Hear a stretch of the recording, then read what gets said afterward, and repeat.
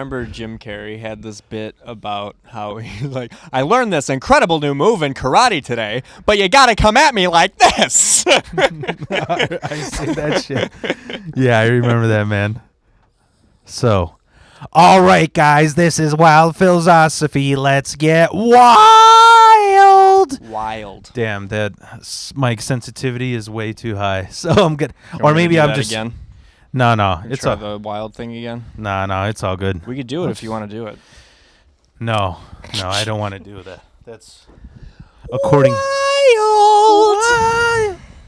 What are you doing over there now?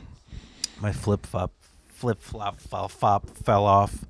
All right, guys, this is Wild Phil with Wild Philosophy. We are here today with my good bud and stand-up comedian in the Chicagoland area, Danny Hamel. Thanks for having me. Yeah, dude, we're gonna have some fun.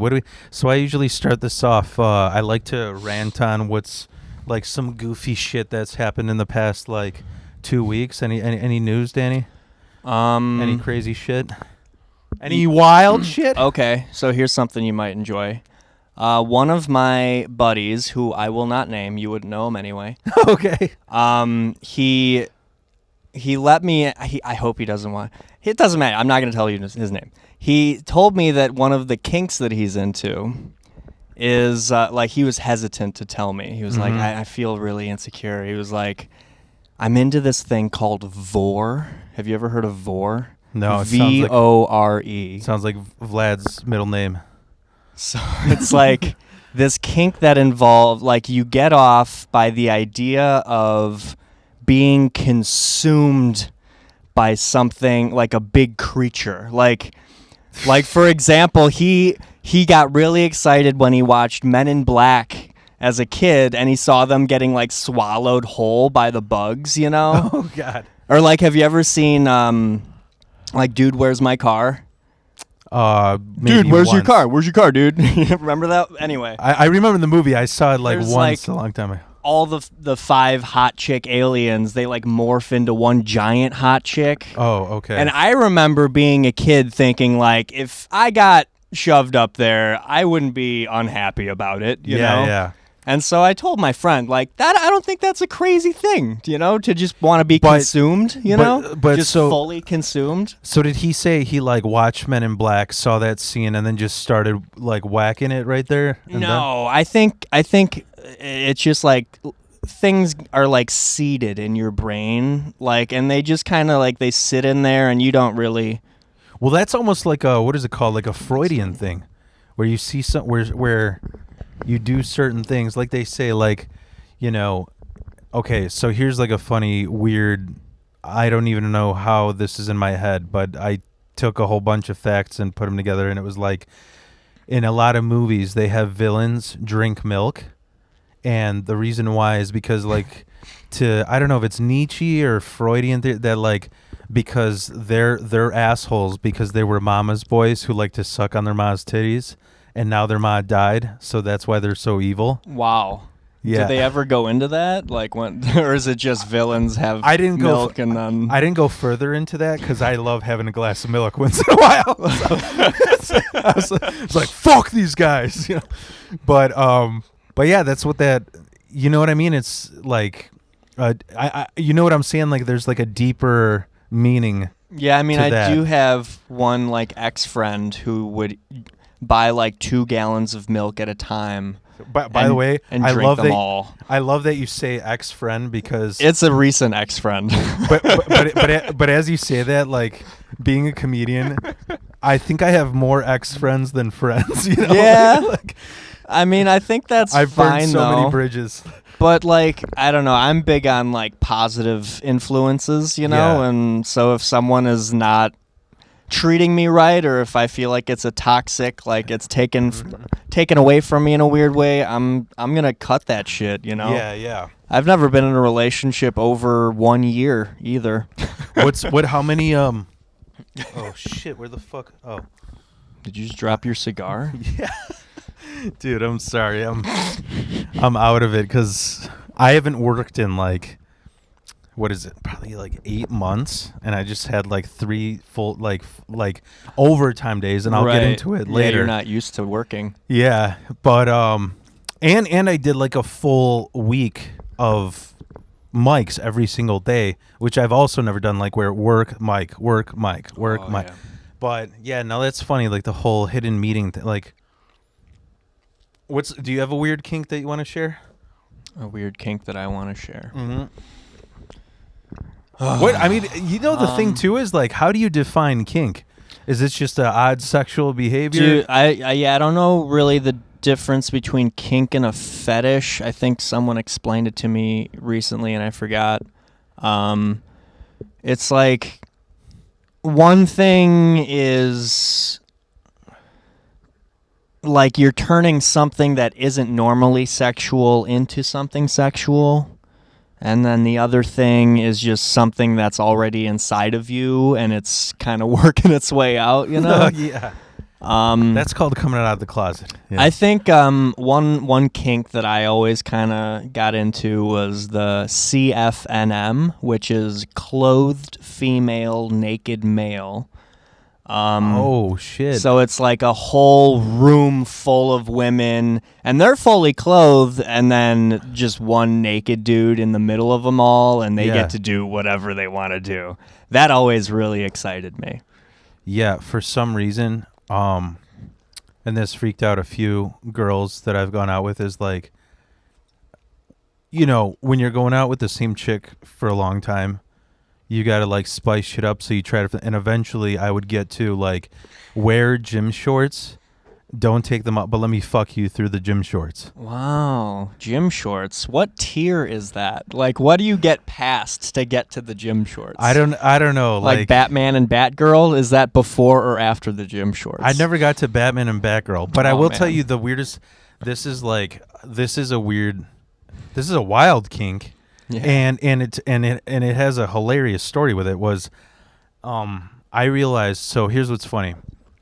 This is all gonna make sense. You gotta stop saying here's what's funny. Just say it. All right. That's like a rule I have on stage. Never say the word funny, because now it's like an expectation or whatever. Mm-hmm. I mean, if you're on stage telling jokes, it's an expectation. Yeah. No, I do have things that I say all the time. Yeah, just let it be funny. I need to. Because if I'm like waiting for funny, then I'm like my standards are higher. Yeah, you got to surprise me with the funny. I guess what I'm saying is this is not going to make sense, but because I'm just gonna say it'll be funny. Okay, it all makes sense in the end, is what I'm trying to say. Gotcha. So I didn't know when I was really young. Like I got into metal at a really young age, and what age? Didn't like. I mean, the first album that I had was Guns N' Roses' Use Your Illusion in 3rd grade. Wow. I stole it from my aunt. And then the first CD I bought with my chores allowance was Megadeth. Okay. And by luck, because there was like used CD stores, it was like the most popular CD, which, rust in peace, it's their only good album. But what happened is like as if you're gonna know these references, No, yeah. But not really. What happened is I started like taking CDs out of the library, and one of the Slayer Divine Intervention, it's got the kid who razored Slayer into his forearm, and it's just like it's bleeding, whatever, And I saw that shit, and I'm like, oh, I'm in like 6th grade. I'm like, I'm too young to get tattoos. I could just carve shit into myself. Wild Phil. And I started doing that, like, and the first time actually I had a hunting knife. That's why I still have this. Like right here, you see that? Okay. I was like, how far could I go in? So I tried reaching bone to know, like, this is too far. And I ended up having to super glue this together. Anyways. You super glued it? I actually have heard that works better than stitches, or just as a substitute, not better. No, they use it as they use it in factories. Super glue for some reason works, but and military. Yeah, like, fuck you guys. Just give them some Gorilla Glue. Yeah, dude. But you don't need a medic. But yeah, I was just like, that would look cool. Or like another thing, you can barely see it because I have a hand tattoo, but like you know how you had the car lighters? I just did like the Mickey Mouse symbol on my hand burned it into my end. Because I was like, oh, I'm too young to have tattoos, so I'll just have these fucking like burn and cut marks. And so Better. I started reading about like, you know, people would say like, do you cut yourself? Do you cut yourself? And I found out that kids who, I mean, I'm not being mean, but kids who are suicidal, they're just being attention whores. That it's a cry for help, you know? But also, I see where you're coming from. if they have anxiety and they cut themselves, it like releases like serotonin or some shit. Okay. So wow. One time I was this was like 10 years ago. I was going out with this chick, and I was going out with her for a while. So it was like I wouldn't pull this stuff on a new girlfriend because it's insane. Pull this. I wouldn't pull my butterfly knife out on my new, my new girlfriend. Yeah, dude. At least a couple months. I was at that level of like, oh, she might marry me, so now I can start being Ted Bundy. You know, like, yikes. So we're at my condo, and I was like, you know how they said like David Carradine, he hung himself while jagging off that thing, you know? Sure. You get that ultimate whatever orgasm, whatever. Right. So like right when I was coming, I had this like Rambo knife, and I just cut my chest open in an X, and it felt great. But then I started doing it regularly, and what sucked is like I would have to get like a uniform at a job, and they're like, "What the fuck is that?" You know. But here's the funniest part: after that girlfriend, I dated somebody else who actually was suicidal and cut, and she saw my chest. She's like, "Oh, you must have had a hard life." I'm like, "We're not there yet. No, this is for fun." You know? Oh my god. That's so fucked up, man. Yeah, sorry, I don't mean to kink shame, but no, wow. you can't. I bring up Vor, and I'm like, he cuts himself during sex. Holy shit! I haven't. So you still have like big scars on your chest? I don't. Those never really scarred that bad because I didn't want to have to fucking like. All right, I just cummed, but you know, that's what I said the first time I ever came. I was like, oh, I just cummed. Yeah, I mean, like, I don't want to be like in my boxers with jizz dripping, going to the ER because I have to get stitches. You know, like, so. Oh God! Well, you clean up the jizz before you go. But, there were moments. The funny thing is the chick that I did the cutting like with, that I cut myself with, she also was a squirter. So there were plenty of times where I was like, all right. I would like literally ask him like, yeah, should I pull out the tarp tonight? You know, we just put a tarp on the bed. Because dude, dry blood looks like shit marks after. I mean, you could get like, you know, waterproof sheets instead of a tarp just to make it a little less Dexter-like, you know? Yeah. You don't want like, I feel like plastic on the walls. I feel like I'm doing this. Feels like the podcast I had with Amy where we were just talking about fucked up sex stories. So I mean, we can move on whenever you're ready. Yeah. I was just curious, like I don't know any. Oh, what I was getting at is, yeah. I mean, you said you didn't have any you didn't have any crazy kinks or what? Well, the CFNM thing. CFNM. I have this new bit about how I've recently got into elf porn because like it's easy, you know, like you don't have to. Is it true? Yeah, I mean, I because I'm into fantasy and shit, and so like I like. Do you mean elf or midget? Elf, like okay, like Hobbit elf, like Lord of the Rings kind of elf, like they can just the pointy bow and ears. arrow. Yeah, just the pointy ears. Like that's the whole thing. Is like I don't want to be this guy who like I need a hook in my ass to come. Like I'd rather it be easy, you know, and all you need is the ears. So I like. Dude, I could just picture like some ghetto Puerto Rican chick getting into Lord of the Rings, but being like, I don't want to keep wearing these fucking ears. So she clips herself like a pit bull. Oh my god. Or like she just got the wrong skin tone of ears, and it's like this isn't doing it for me. You know? Like, I guess it isn't that easy, you know. Yeah. Well, fuck. Yeah. You have anything else fucked up? Well, I mean, like off of that, it's like the. No. I mean, in the past 2 weeks. Anything else fucked up? Or the kink, wherever you want to take this. Well, I was just going to say that, like, cosplay in general is just, like, an expensive kink to get into, you know? It is. Because you have to pay for costumes. Unless you're into bum role play, and then you just go to Goodwill, you know? Bum role play? Yeah. Which homeless person are you going to be today? Yeah. That's so hot. Dude, I was just right. Smudge some fucking smuts on your forehead before we come. Yeah. Just but if you show up in blackface, she's leaving, you know.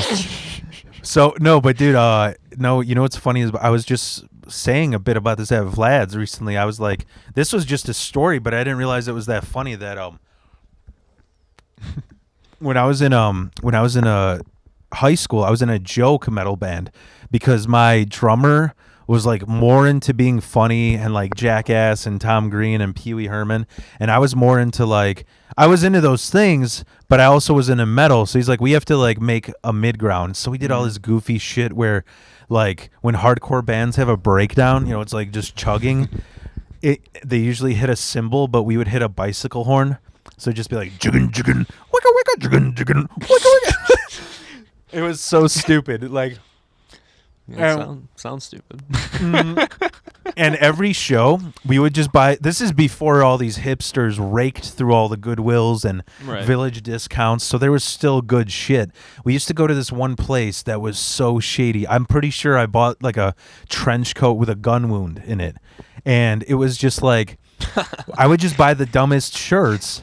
And one time, like I had a shirt that said "retired but still sexy," or like there's like fucking whatever Jason McCormick's testicular cancer fundraiser, you know, like.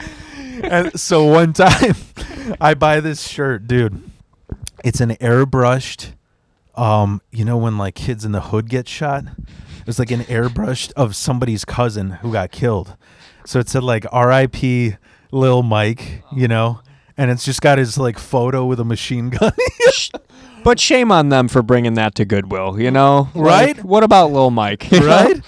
Don't care. So I'm playing this metal show, and I remember afterwards I'm walking to the van like with my guitar, and he's like, "Yo, how the fuck you know my cousin?" but well, apparently this Lil Mike shirt was too short for your fucking cousin, so yeah, dude, what the fuck? Like, why would you donate that? Anyways, frame it. You don't frame that. That's... The best show that we had that was the most outrageous was we did a Battle of the Bands, and we knew it was like a Battle of the Bands at this VFW in this like little fucking, I forgot what neighborhood it was. You know where like Sauganash is, kind of by Skokie? It's by Skokie, but we did this local battle of the bands for this neighborhood. So we knew those shows, the fucking person who wins is whoever has the most extended family to invite, you know, because they're going to vote for him, right? So we're like, what can we do? I mean, we're already a really fucking retarded joke metal band. What can we do to put it up a notch? And next door there was a Popeyes. So we bought like 5, as much as you can fill buckets to throw into the crowd of just throwing chicken. And I just remember the look on this. There's this one yuppie guy, and he just got like a drumstick to the forehead. Yeah, we did not win that Battle of the Bands. Wow. That's an experience. Battle of the Bands like School of Rock? Yeah, like that. I just saw that. School of Rock. You just saw it? No, I saw the musical version at the Paramount Theater. Oh, okay. It's pretty cool. I can't. I'm trying to think of like a musical that I got into. I mean, maybe like the South Park movie. Well, yeah, okay. It is musical. You're right. I think I'm gonna go because this is a new thing I've been starting to do with my mom. Was we go to see musicals at the Paramount since it's just in Aurora, so we don't have to like go to the city to see a show. Yeah. And we've seen Into the Woods and School of Rock, and I think we're gonna go see Little Shop of Horrors. Is also a nice, musical. Dude. I like that too. I like that movie. Yeah, I don't think I've seen it. It's good. Sounds cool. Dude, if you like, because you're into plants, you're gonna love that fucking movie. You know? Yeah. It's got a huge Venus flytrap that sounds like Louis Armstrong when he's singing. Is that where they got the like Mario plant thing? Like, is that the same? I don't know. If that might have like influenced it because it came out before Super Mario. So, But yeah, I think Mario. the last I only went to one live musical. It was like 2 years ago. My wife wanted me to go to this. It was like a free production of Annie. So we went to go see it, but it was all like kids 10 years and under. So it was really Yeah. goofy for us to be there Sure. when our kid is not in the thing. You know? Like, let's see these little kids. Like, All the parents are looking at Wild Phil with his fucking studded leather jacket and his mohawk.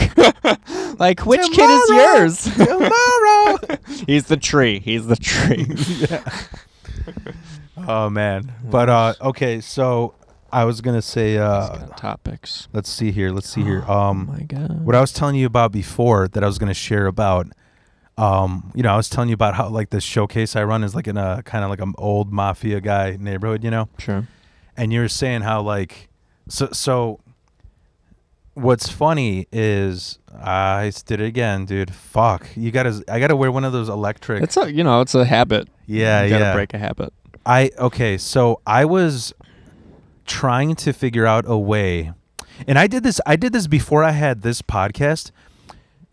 When I was in a band and you would try and book shows, they wouldn't even fucking consider you for an opener if you had anything like less than like 2,000 likes and on Facebook. That's what they Oh. went off of, which is so fucking stupid. Huh.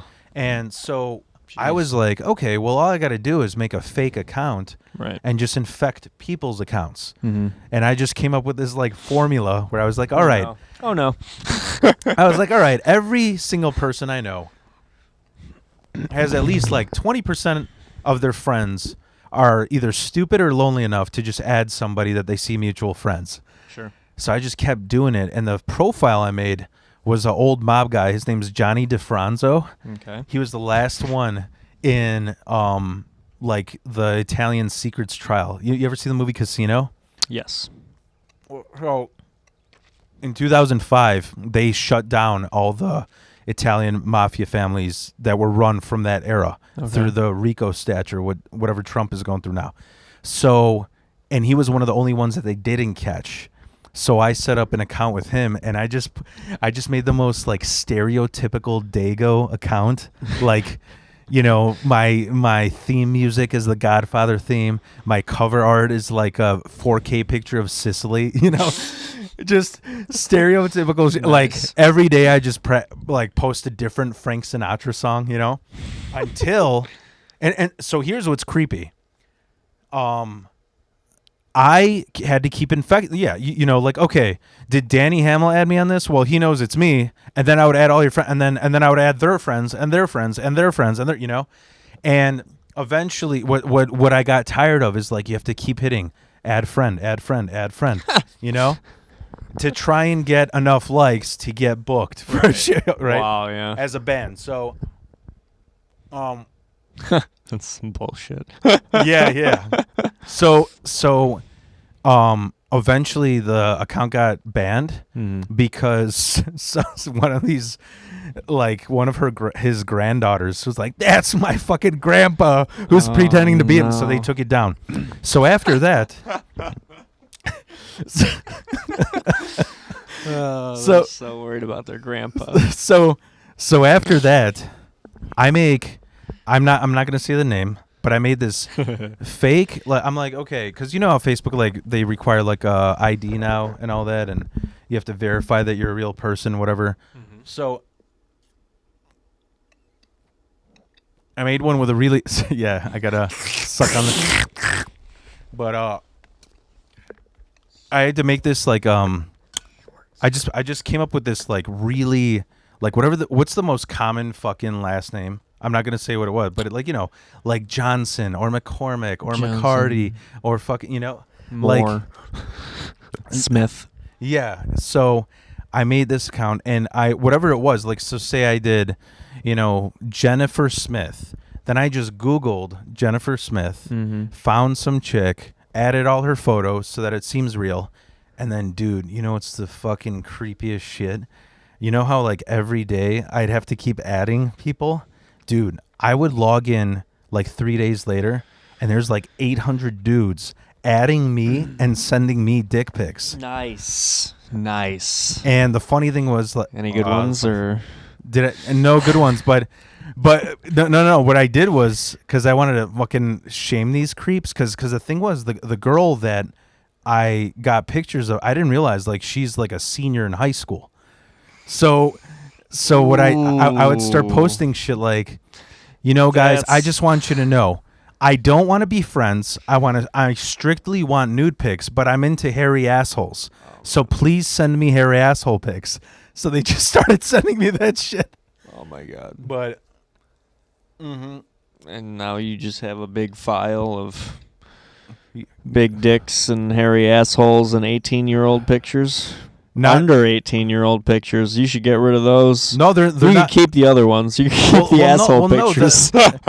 It's literally like 5 pictures of her, like, of this fake account just posing in front of her house. It's not like that. The worst shit is these creeps asshole pics, Right. like, because I'm trying to call them out on being fucking creeps. But the funniest part is when I get like Mexican dudes, like old Mexican dudes, and they'll write you like what seems like a Chat GPT like Mexican poem to try and grab this fucking high school senior's heart. Yeah, it made me realize how many fucked up men are out there. But yeah. anyways, the only other thing I was going to tell you is I have to tell you about this whole job thing, because this is hilarious how this happened. And I said it again. You just made me so. So Now he's second guessing himself. this podcast's over. Nothing. Fuck You know this guy. what's not hilarious? So telling people no. So yeah, like I hadn't, I quit welding because I'm done waking up at 4 a.m. dealing with like some cunty racist rednecks fucking trying to haze my ass. And then I went over all this. I got in, like, I was going to beat these people's asses, and because they wanted to fight me, and the boss was like, well, you want me to fire 5 guys or 1 guy? I'm like, they're the ones who are threatening me. And he's like, well, you can quit today or I'll fire you tomorrow. Wow. So I'm like, fuck these guys. Took a break, whatever. Started doing comedy right when I quit working there. And like recently I'm like, me and Kelly are trying to get out another kid. So I'm like, I got to get back to work. So,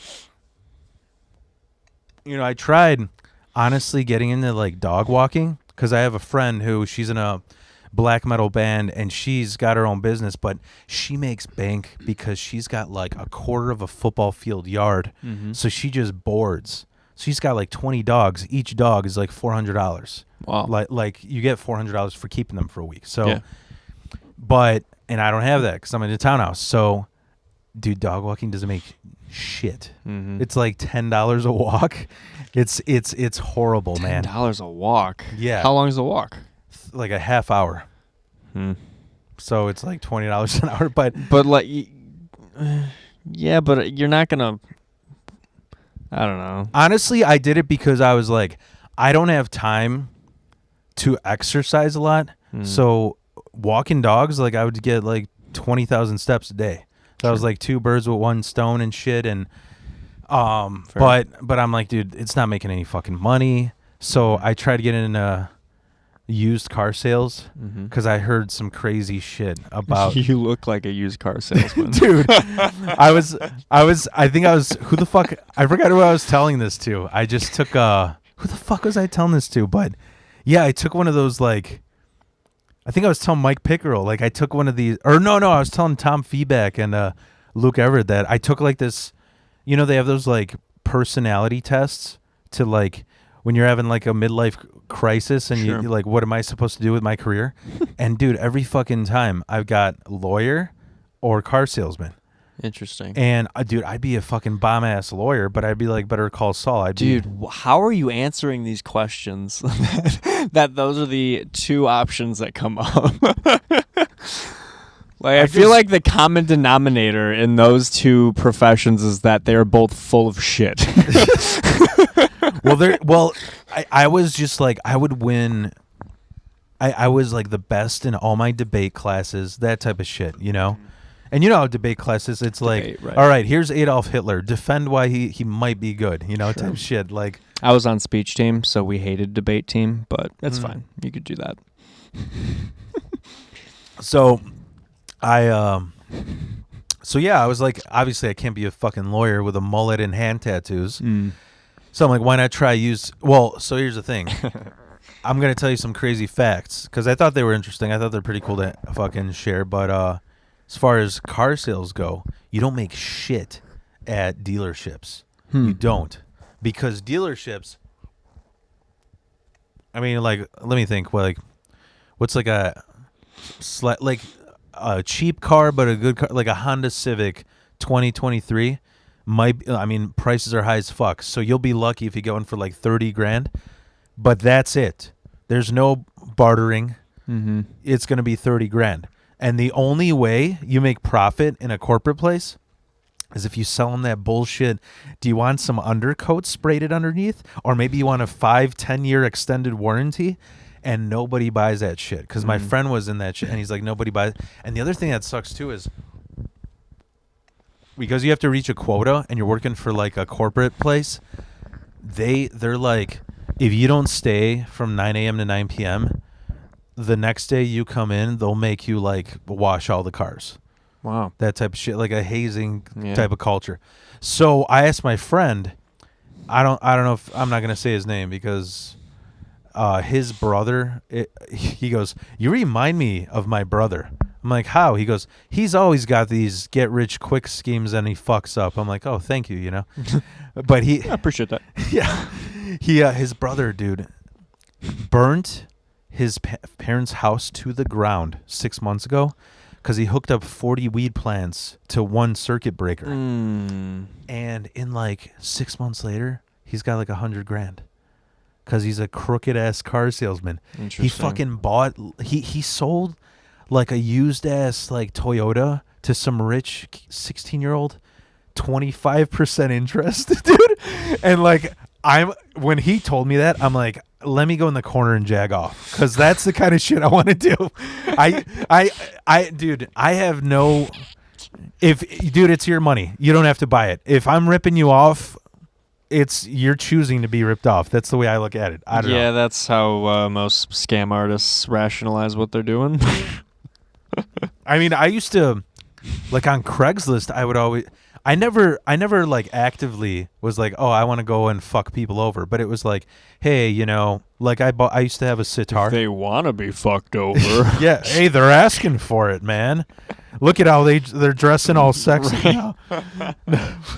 Yeah. But no, it would be like I wanted a sitar for when I was in my band, and this one like white hippie dude, you know, meditating man bun old, you know. And he had it on there for like $900, and I told my friend, I'm like, watch this, dude. We're gonna play good cop, bad cop. Okay, we're gonna pretend dumb. And he's like, what are we doing? And we showed up. I'm like, yeah, here you go.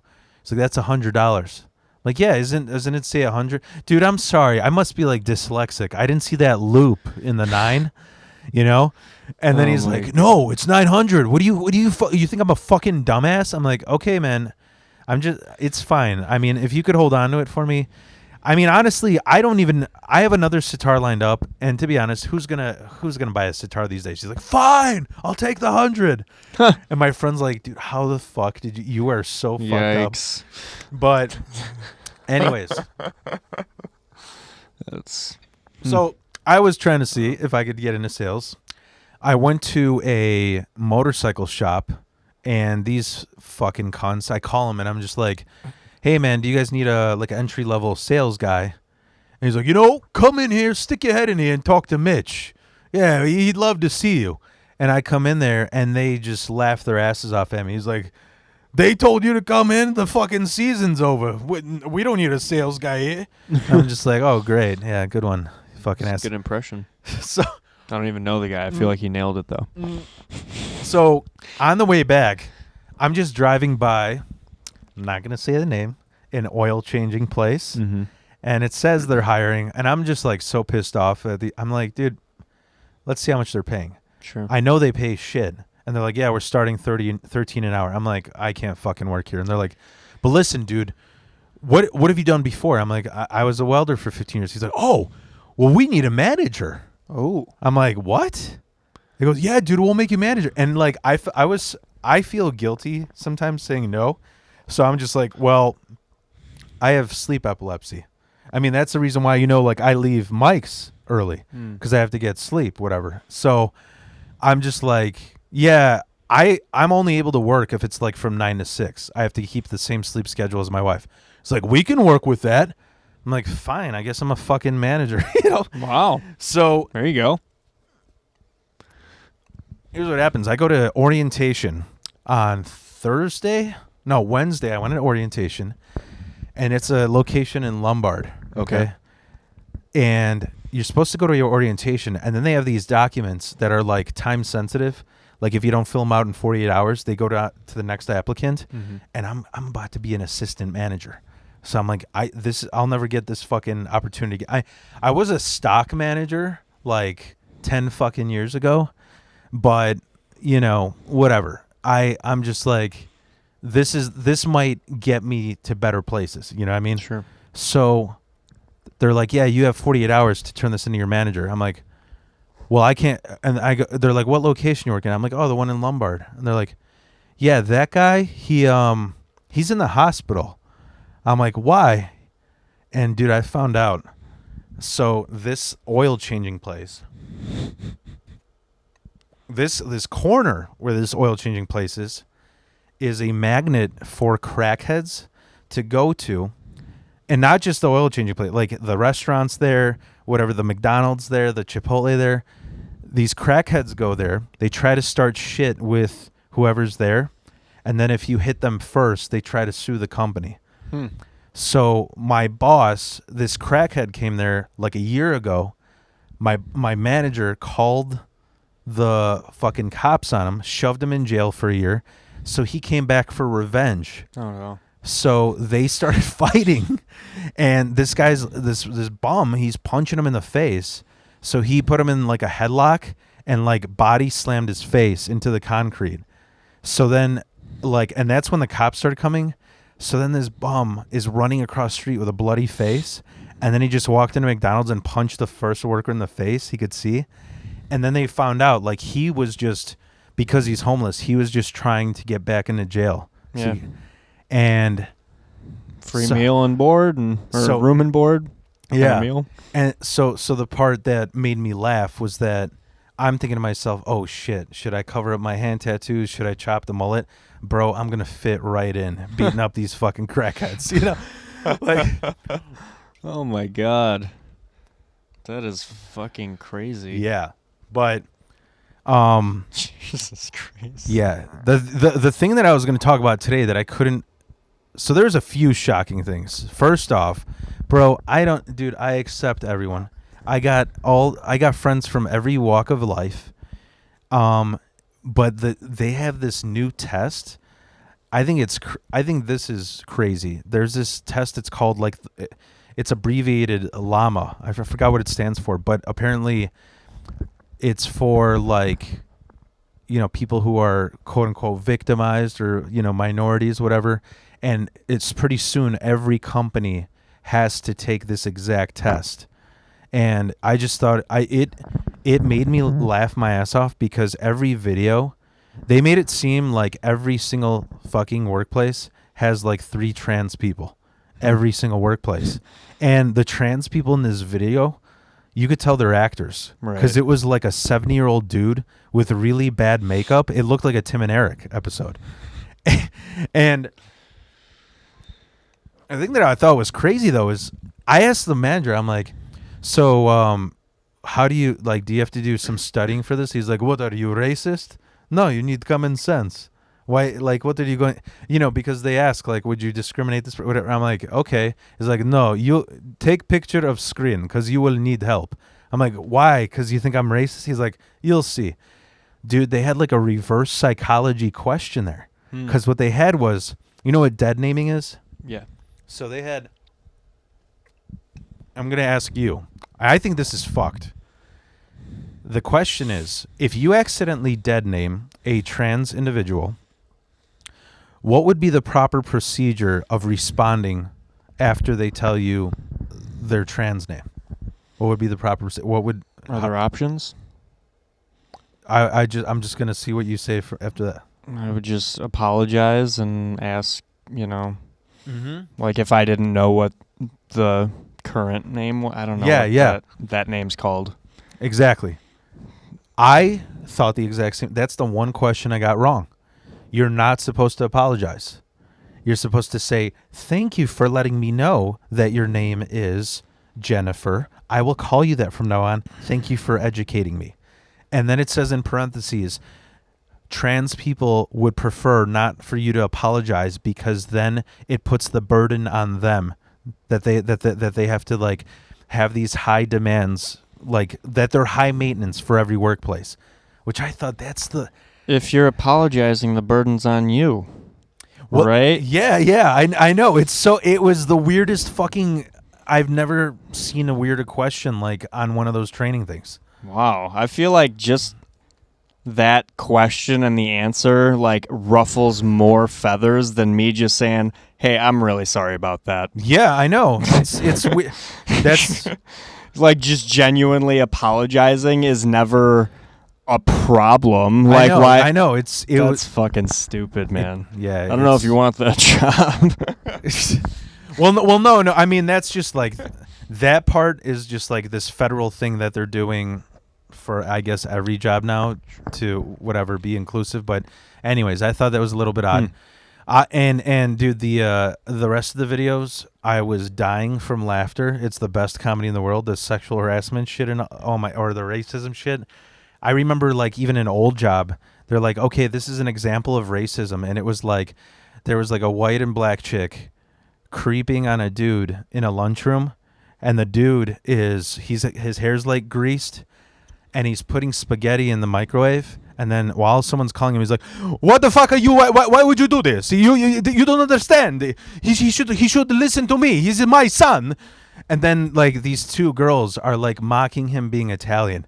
I'm like, that would never fucking... Are they like, is their coworker Super Mario? You know, like what the... That would never fucking happen. So they're amazing comedy, dude. But the thing that's shocking that I think I'm going to put up with now that I wanted, so I'll give you some cool facts near the end. But the thing that shocked me today, dude, there's the company I work for is like, dude, it's just, I know I sound like a boomer, but fucking kids, everybody wants to be a YouTuber or a coder, and nobody wants to do labor shit. And it's just like, they talk shit to this manager's face. Yep. I'm like, I feel bad just standing there watch. Like, I'm just sitting there, and the manager's like, yo, you need to sweep the lobby. The lobby is dirty. The customers are coming. He's like, fuck you. Wow. I will fucking sweep it when I want. I'm like, wow. What, dude? Like, yeah. I told him, like, you're going to fucking let him do that? You know what happened today? There's this, okay, I don't even know how this... So it's an oil changing place. So you got to wear a uniform. You got to have steel toe. You got to have safety glasses. You got to have, gloves on because you're handling chemicals, whatever. This fucking kid today, I guess he's like a transfer from Palatine.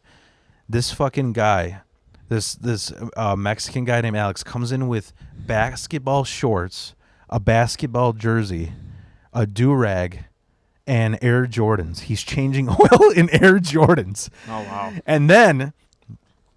they were already saying that he's a piece of shit because like his friend came by and there's like two people waiting in line. Mm-hmm. He just went to talk to his friend for a half hour.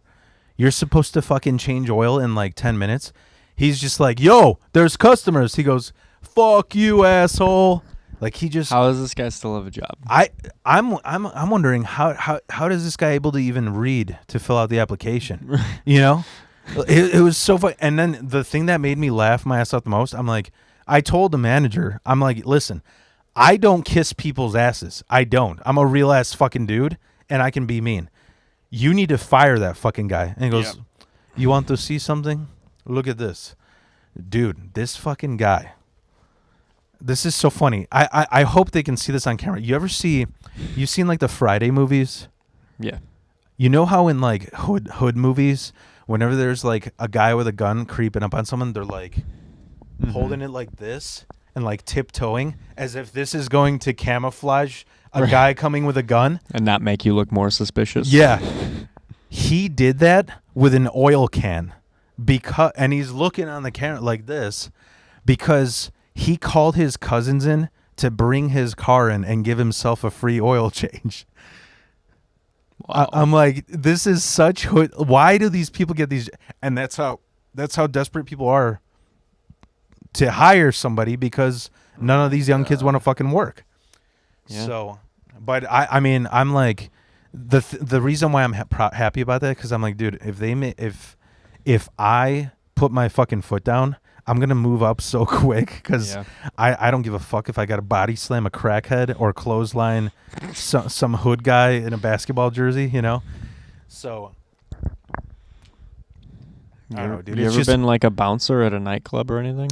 I was actually gonna try and be the bouncer at a Comedy Vault. Oh, I was applying there, but I guess right when Liz was looking for I don't even know if we should say her name, but when she was looking for waiters and bouncers, she like just went on vacation.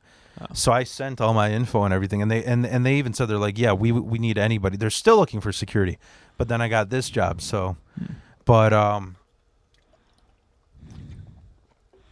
used to be an usher at Allstate Arena in high school. The only cool shit I saw was Guns N' Roses, but Axl Rose was like at the peak of his obesity. So that wasn't fun. And then he was using those bandanas like a reverend, you know, on his forehead. We saw Earth, Wind and Fire. Okay. And then it was just a shit ton of really horrible Chicago Wolves games because you know. I got hit with a puck when I went to a Wolves game. Did you? It like zoomed past and like hit a seat behind me and then ricocheted and hit me in the back of the head. Oh shit. But how old were you? It was like a few years ago. Oh wow. Yeah, it was weird cuz I was being all like suave. There wasn't many people there, but it was like my brother and my mom and my brother's wife, and then there was like these two girls that were sitting on the other side of me. That's and I was the brother like, you took to Joe's one time, right? Yeah, I just got the one. Oh, okay.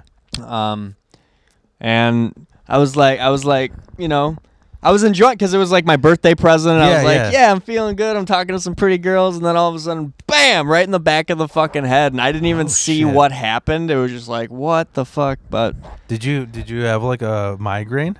No, it wasn't that bad. It was just like it skimmed me, but it Did you get a bump? Startled me. No, it's not even that big of a deal, honestly. Well, that's just my most recent Wolves game memory, I guess. I'm like one head injury away from full retard. That's why I'm asking the level. Like that checks out. Yeah. Why would I leave welding to comedy? Like, but I no like yeah. So some of the cool shit that I learned that I thought I want to fucking share that I thought was cool was like, so, you know, like Take 5. Have you heard of that oil place? Oh, I was thinking of the candy bar. Oh, no. So like, no, what I heard was like, I mean, I can't see the name, but what I fucking heard is that these fucking places that they do oil changes like as quick as fucking possible, they have like a 40% chance of damaging your car because they have to do it so quick that they always fuck shit up. So that's why you don't ever go to those places. Another thing I found out was like, what the hell was it? It was like, you know how people mistrust auto mechanics? Uh-huh. Because if you don't know shit about cars, you're like, did they even do anything, or did they just charge me $400? What's crazy about the place that I work at, what they told me is, so like So you know how, like, even with economy, boomers fucked the economy so bad. That's why everybody's like, worth 30 years old, and some people don't even moved out of their parents' house. Mm-hmm. So because of that, back in the day, all these mechanics were fucking people over. That now all these auto places, all these corporate places, Goodyear, Fire, whatever, they are trying to gain the trust back of people. Mm-hmm. And what I thought was awesome was oil for these companies is so fucking cheap. Like all these huge corporate places are owned by bigger oil companies. I don't know what example, like say if it's Goodyear, it's probably merged with like BP or something, right? Okay. So what's fucking crazy is when customers go, hey, I don't think you did that right. Can you do it again? Can you change? They'll do it for free because here's what's, these kids who don't want to work for $13 an hour, they kind of have a point because the amount of profit they make off of oil changes like $80, right? Mm-hmm. If you didn't trust that person 25 times, you would break even. Meaning, if you're like, oh, I don't think you did that right. Can you fill it over again? 4 more quarts, 4 more quarts, 4 more quarts. By the time you reach 25 times 4. 20 times 4. Mm-hmm. It's 80. 25 times 4? Oh, 25 times 4 is 100. Yeah. So what are you saying?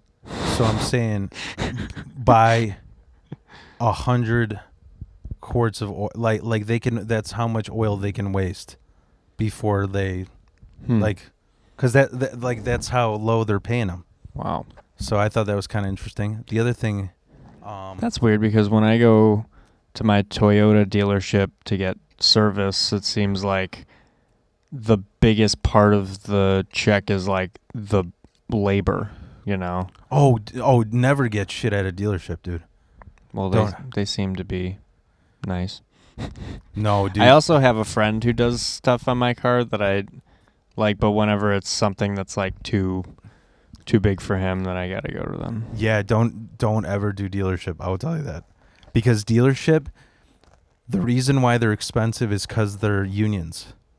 So like what a mom and pop shop will do, they'll do the same exact job, quality, but because they're all equally getting paid whatever $60 an hour, right? That's why they have to charge that much. Oh, they're not. They're not just charging them. They're right. Their money's going to the union hall to whatever.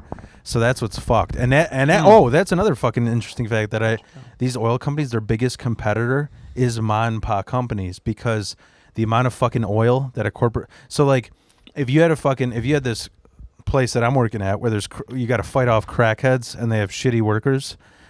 Say we don't get a lot of people coming in because it's like corporate. They're like, oh, the amount of say there's I don't know what I'll fucking call it. Say it's Dan's Oil Shop, okay? If there's Dan's Oil Shop in Naperville and that shop is doing, the average is 20 people a day, but you're doing like 60 people. If the one in Lombard has 5 people a day, the money from your shop makes up for that one because it's like a corporation. So they don't really give a fuck about wasting money. A mom and pop shop, they'll be like, oh, yeah, our oil change, you want to do it at the corporation, they'll charge you $80. We'll do it for $60. They'll eventually do it for $30 because they just want to pay rent. If they have a slow month, they're like, dude, we just need to sell all the shit that we bought that's extra. Right. So, I don't know. I thought that was kind of fucking... Huh. The last thing that I thought was fucking interesting. The district manager was telling me he's from Vegas, dude. Mm-hmm. Oh, there's 2 more interesting. Last thing, dude. Don't ever fucking go to Firestone. Firestone are such cunts. I've been fucked over there like 7 times. Where you go in there, you're like, oh, I just want an oil change. Actually, your engine's completely fucked. It's going to be $1,500. Yeah, we're not going to let you leave. Dude. Exactly. Mm-hmm. That happened to me 5 times. And you know what's crazy is my district manager, he told me, he goes, the people in the company that I'm at, obviously not Firestone, what they do is they go to different, so like Dan's shop where I'm working at, goes to like Firestone and Goodyear, and they're like, I'm gonna get a service done here just to see what do they add that gets them customers, you know? Right. So my district manager just had his brakes done at the shop that he works at. Brand new brakes are 7 millimeters, the pads. He goes to his Firestone. They go, yeah, you know what? Your brake pads are at 2.3 millimeters. That means it would be illegal for me to have you to leave. You actually have to have your car towed to your house if you don't want it serviced. Oh my God. And he fucking went off on them. He's like, you're stealing my car. Yeah. You can't fucking do that shit. And yeah, they let him go. That shit happened to me too. Wow. That shit happened to me too. They're like, if you leave here, you might crash and you're going to get arrested. I'm like, well, I have a criminal past, so I'm okay with it. Like, Firestone, and what was the other one? Or was there No, it's just that Firestone? That's the one that I know. It's happened every time. Firestone is because that's the closest one. That's the closest shop to my house. Mm-hmm. So that's why I used to go there, because I only lived here for like 5 years, and they are so fucked over there, man. I wouldn't. Yeah, don't ever go there. That's. Wow. But that same guy, the district manager, what he was telling me, he used to work in Vegas.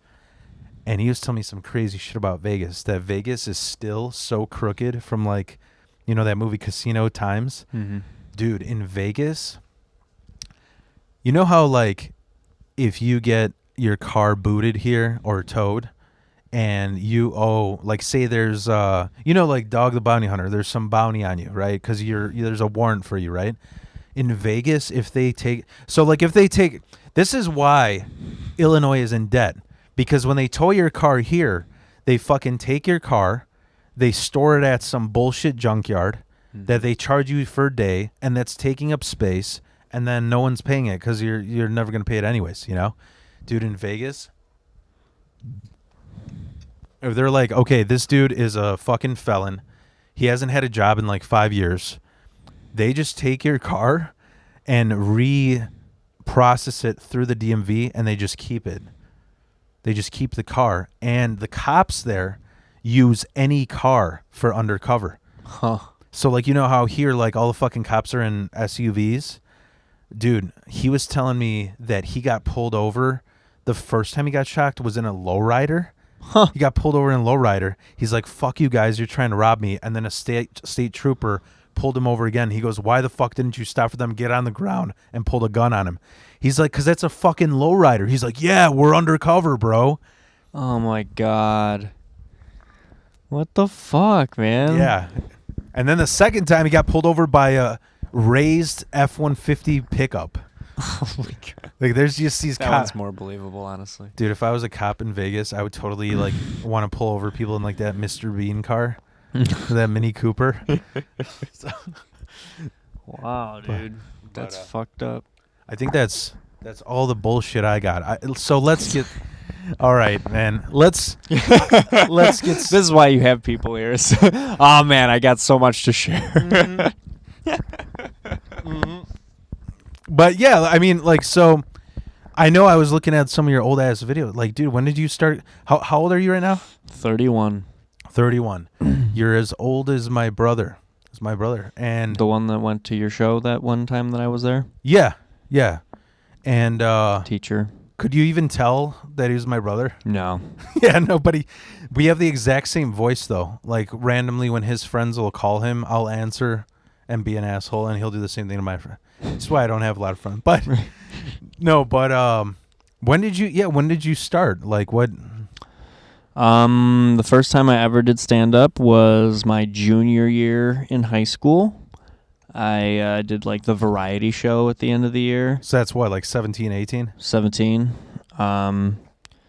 And, yeah, they let me do 10 minutes, which was less than I wanted. I was so fucking, like, just in my own head that I had like 25 minutes of material that I was like, yeah, I'm gonna fucking rock this and then they were like, you're doing stand-up? Okay, that you get 10 minutes then. And I was like disappointed that I get 10 minutes. So I scrapped like all the material that I had written because I was like, I don't know how to cut this and still keep it funny, you know. So Yeah. I literally just drew an airplane. And I was like, I'm going to give my version of like an airplane tour. Like, I'm just going to take people through what happens on an airplane. And like, I feel like that's the most cliche topic for a comedian to choose. But I think there was also a part of me that was like, if I can make airplanes funny, I got something, you know? Yeah, If yeah. I could still keep it fresh like that at a 17-year-old, like I can... I think people think that's cliche because that's when comedians get rich. Right. So then they're on airplanes all the time, Sure. you know? Or like, I mean, well, that's also like a comedian's life. They're just traveling all the Yeah. time, so that's all they know, you know? So it's like, oh, here comes another airport joke. But no, yeah, I did 10 minutes about airplanes, and I fucking killed it. Because it was a full auditorium full of my peers, you know? So Yeah. it's like a bunch of people who pretty much knew me and liked me. I didn't have many enemies in high school that I knew of. And, yeah, no, it went really well. And then the next year... Where did you grow up in? St. Charles. Oh, okay. Yeah, it's white country. Yeah, That's it's like very right next to peaceful. Itasca, right? No, it's Oh. like by Batavia and Geneva. Oh, okay. I'm thinking of St. Charles Road. Yeah. But yeah, then I did the same thing, variety show my senior year. I did bowling alleys instead of airplanes, you know, just kind of the same technique or the same format where I just like take people on a tour of like, this is my perspective of a bowling alley. But yeah, it seemed to really work, and both shows went well. I don't know if the second one is still on YouTube. The first one has my dad laughing in it, like so obnoxious, but it's just, he always had such an amazing laugh. Like, we would go to movie theater. Thank you. I don't know. Sometimes I get weird about my laugh. Like, I can always tell when you're there. Yeah, But that's the same with a lot of people. Like, that's the same thing with like McCarty has a distinct laugh. Oh yeah. I think Kyle Allen probably, right? I honestly don't even know what his laugh sounds like. He's always in the shadows, you know. Yeah. The other thing too, I think Chris Bongat too. He has kind of like a distinct laugh. I remember. Because that's the funny thing. Like, so I've told this to other people, but I sort of got into it because Chris grew up with my wife. They were best friends. Oh wow. So like, I mean, they weren't best friends, but like Chris's house was like the party house. Mhm. So a lot of like friends of friends would all meet up there, and that's kind of how I got into Jerks, because I was like, I want to try this, but I'm a little codependent. I need someone to hold my hand. Yeah. And yeah, sure enough, like Chris and TJ were real welcoming. Like, just go up there. Who gives a shit? And then I saw some people do terribly worse than me, and that gave me confidence. So yeah, that's weird how that works. With like, instead of being inspired by like really great comedians, you're like, oh man, that's a lot of work that I'm gonna have to do to get to that point. This is intimidating, you know. Yeah, But it's funny. It's almost like Chris became. There's like a little like 2-month phase where I would keep running into Chris, and I was like, man, if I can make him laugh, right? Because he's pretty honest. If you're eating ass, you know, if you're fucking sucking. So I'm like, if I can make him laugh, I made it, man. Right. And I made him laugh maybe like twice out of like 30 attempts, but man, did they feel good.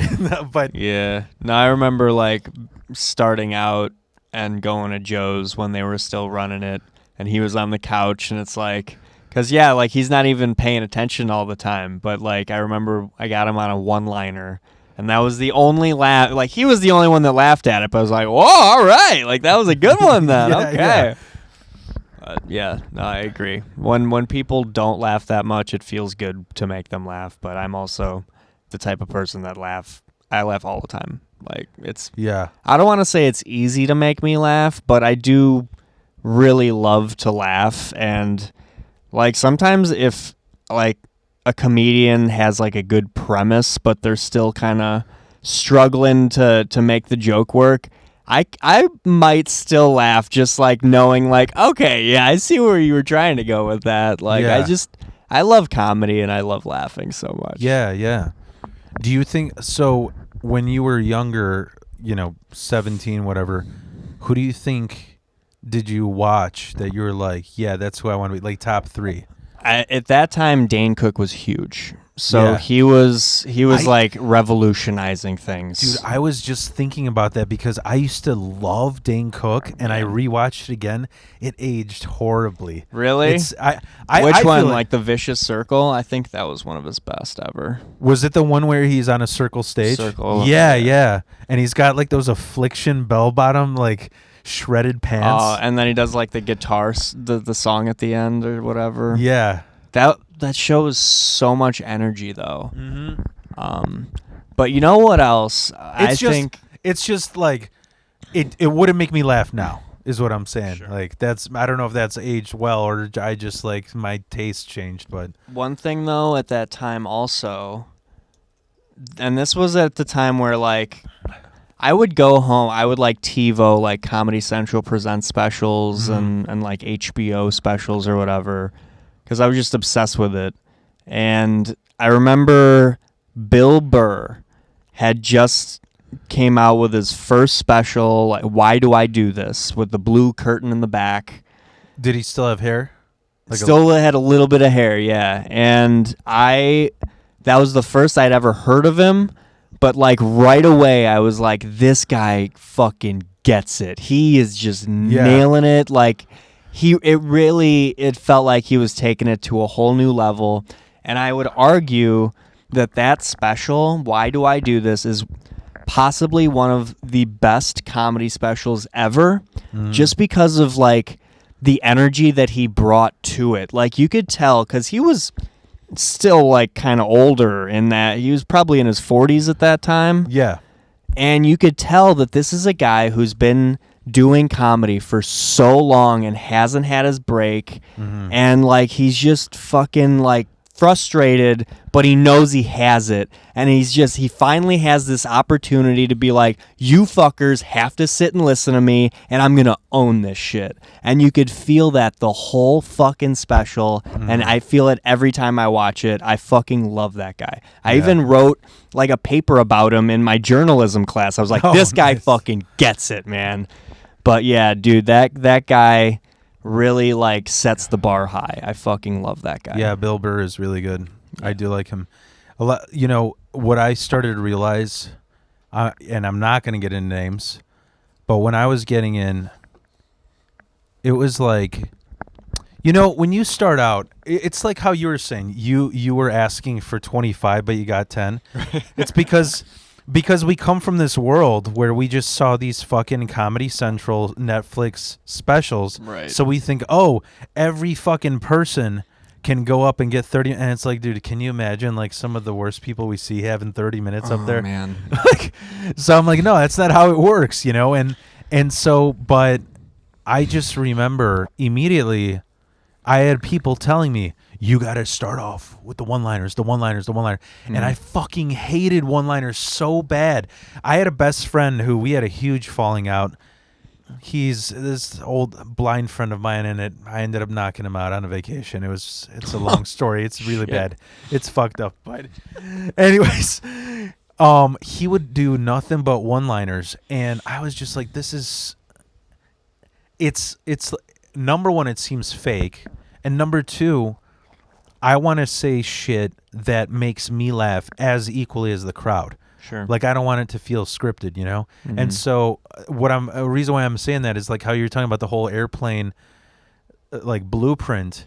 You were clearly going for like almost like a storytelling setting. Yeah, I was like, first you see the cockpit and there's all these buttons, and I made a bit about, oh my god, the buttons. I just want to press one button, and then like the flight attendant. See, even you doing right now, the way you're animating yourself. Well, yeah, it's funny, right? But it's like, funny. My favorite though is the flight attendant because she's like, she's Southern for some reason. She's kind of cute, but not really, and she just has like this elaborate, like, she's oh my god, how are you? Like, it's she's just Lori Milbourne, a little bit with a Southern accent, but yeah, like I don't know, And that's also like my mom mentioned, like, because she's seen me do a little bit of comedy since like after college, because like she used to love going to all the shows, and like when I started doing comedy again a couple years ago, I was like, Mom, I can't,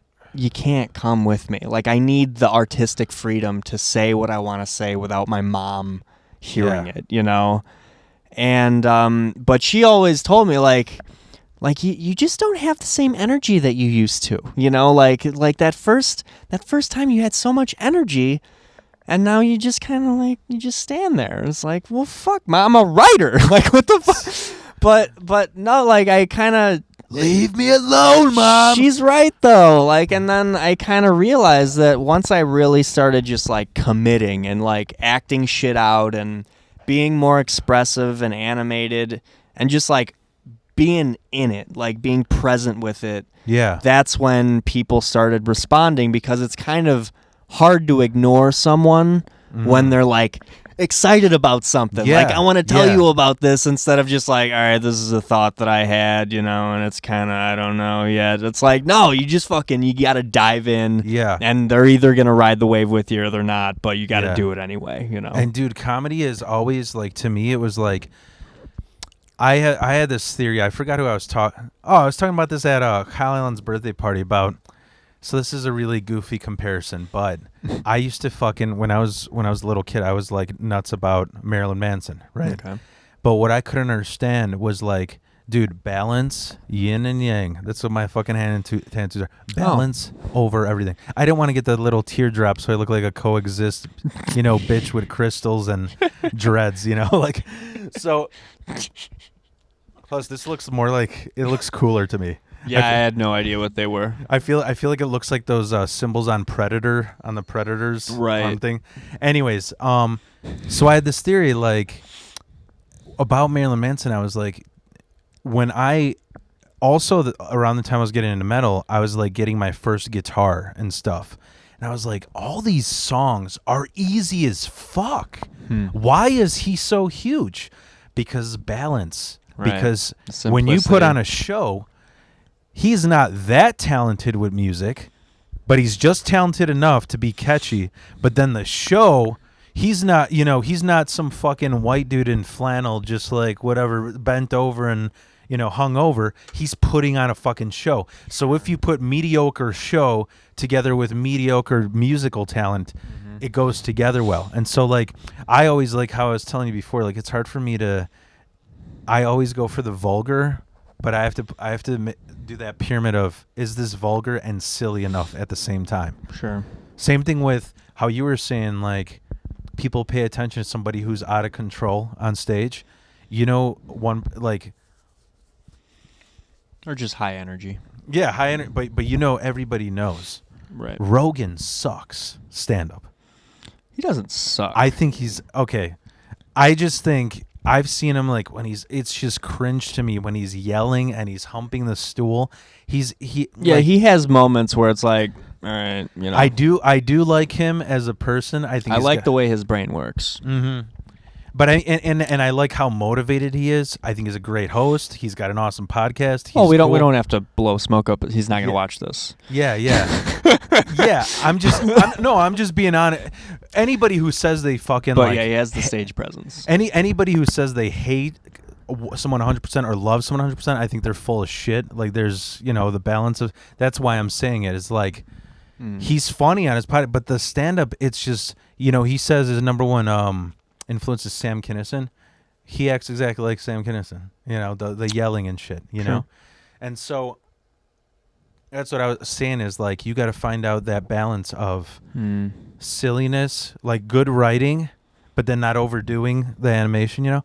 You know what's crazy too is like I was just at Vlad's mic talking with like a bunch of like people we know. I'm not going to name them, but they were like, there's a lot of people in Chicago's scene that really hate Sebastian Maniscalco. And I'm just like, why? I love him, number one, because I grew up with all those like typical northern Chicago Dagos, you know? I know like the people he's talking about, I grew up with them, you know? And the way he's I think though, dude, here's what I'm gonna say is the way anybody, whether it's me, let's get wild, whether it's me or you, that energy, I think a lot of comedians, they're almost like envious that they can't have that energy. Yeah, You know? I mean, well, first of all, I think anyone who hates Sebastian Maniscalco, it's kind of the similar reason why someone would hate Dane Cook, is because like he's killing it, and like maybe when someone is at that top tier, you're gonna be extra critical of them and be like, why are they here? You know, like that's just human nature. But like, dude, he's owning it. Like he fucking took every Italian American and made them a comedy fan. You know, like they. If they weren't already, like every single Italian American loves Sebastian, and then there's others who aren't Italian. It's like he just owns the fucking country, and it, like, how can you? That's the stupid fucking part about humans, is that like we're all so supportive to the people that are at our level or beneath, but if they get above us, we're like, fuck that guy. If those crabs start crawling out of the bucket, we're fucking pulling them out. You know? It's such bullshit, man.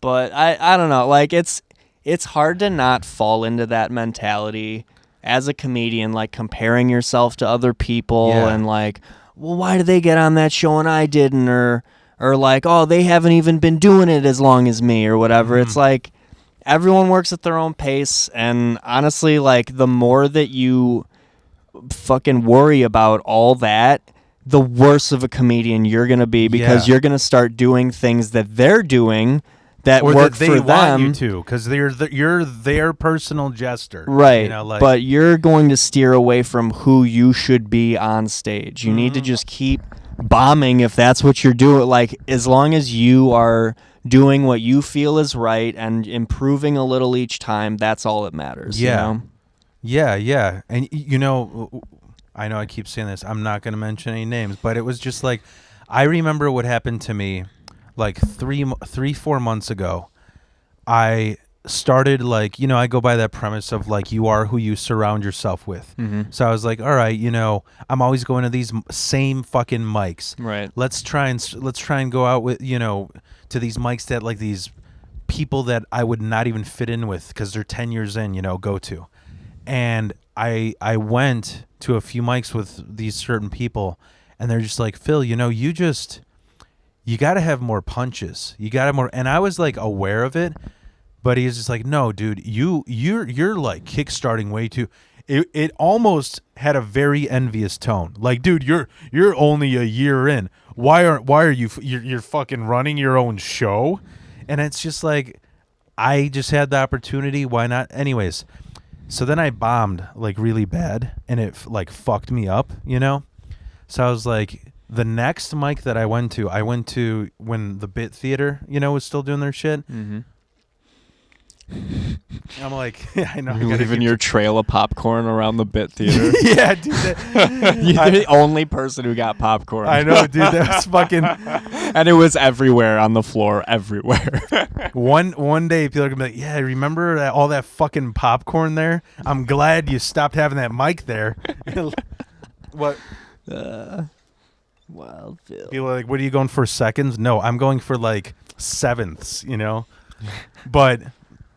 No, so I remember after this fucking asshole telling me, "Oh, you need more punch," whatever.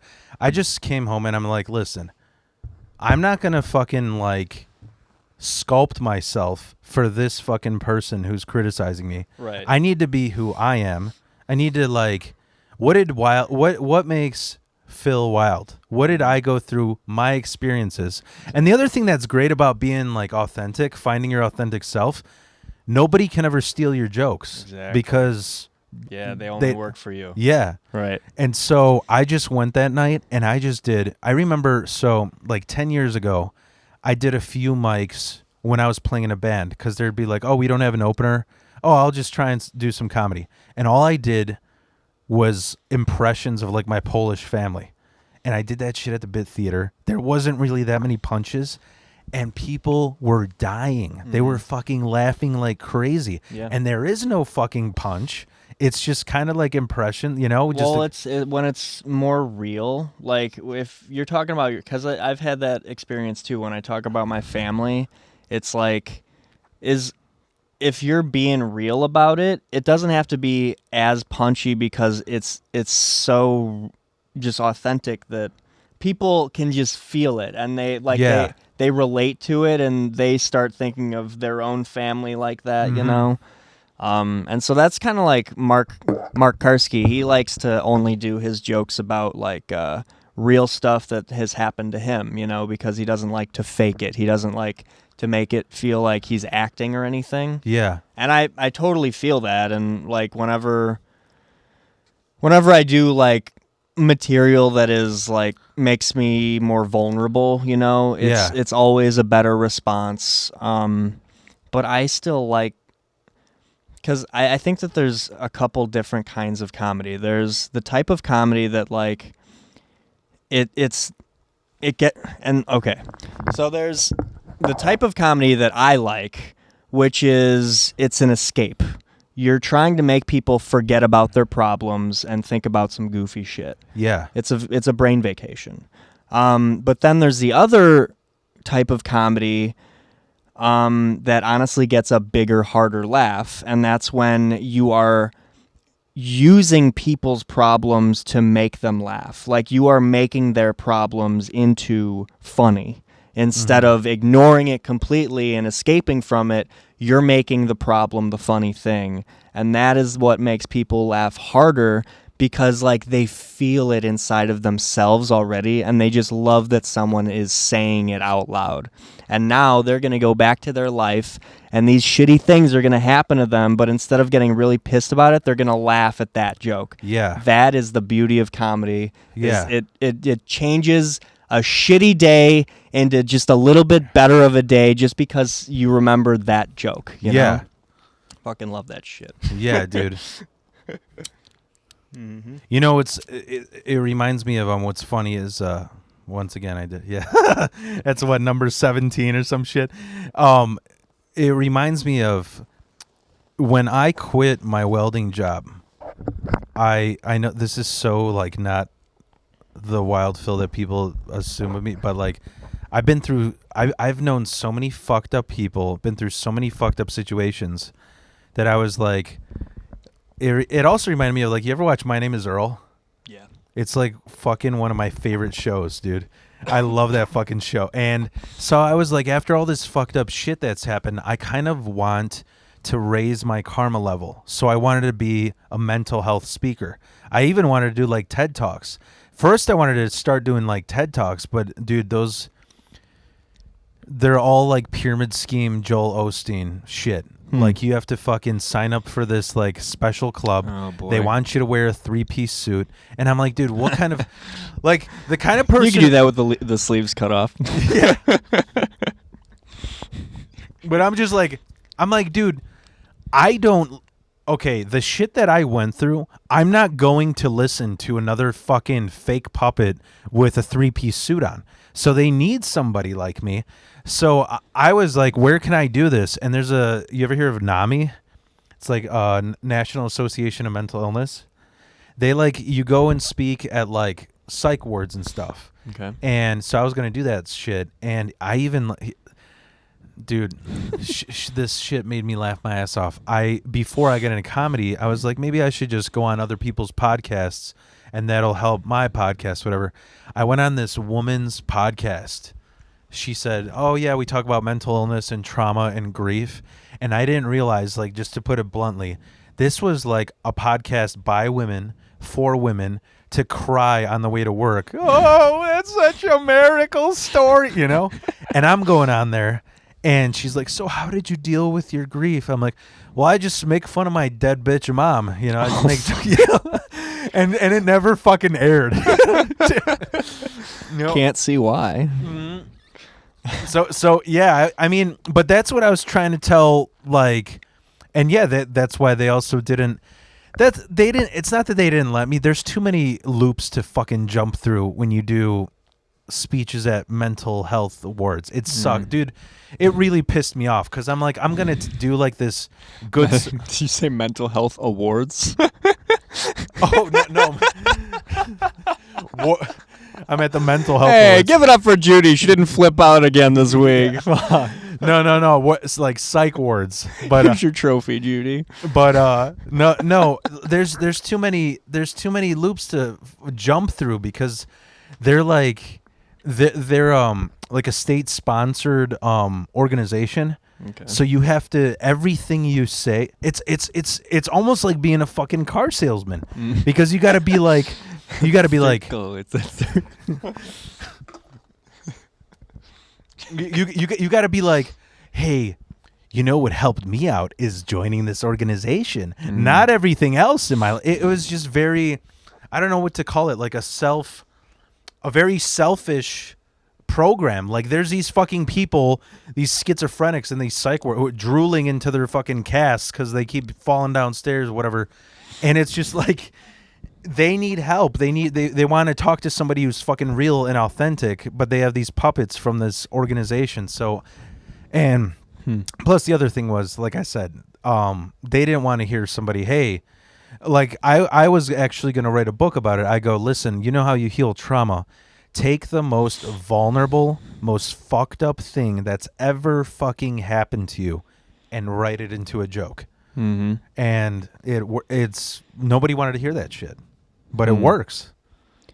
Well, I mean, those are the jokes though that like they take a lot more work, you know? Yeah, like because those like you really have to choose the right words, and I think it was it was Louis C.K. who was talking about how he would have jokes that would like he was afraid to talk about, or like he was like I'm not ready for the, and then those turned out to be his best bits because it, like that's like once you get into it, that like people feel that shit like I don't know, anytime I do like sexual stuff even on stage, which like starting out I was kind of like I don't really want to be that guy, I like doing goofy stuff. Oh no, they're open mic with sex jokes. Yeah. Woo. Like I like making jokes about fun facts and dumb shit, animals or whatever, but anytime that I get into sexual stuff, because it really just shows a vulnerable side of you, Yeah. And so the audience always responds to that, and it kind of annoys me. Like it's like I just want to tell you my stupid little jokes. Why can't you laugh at those? Why can't you just appreciate those? But you got to make me like embarrass myself through words. like I have to find a way to like artistically humiliate myself, so that it's funny. And then people come up to me like, that was great. And I'm like, really? The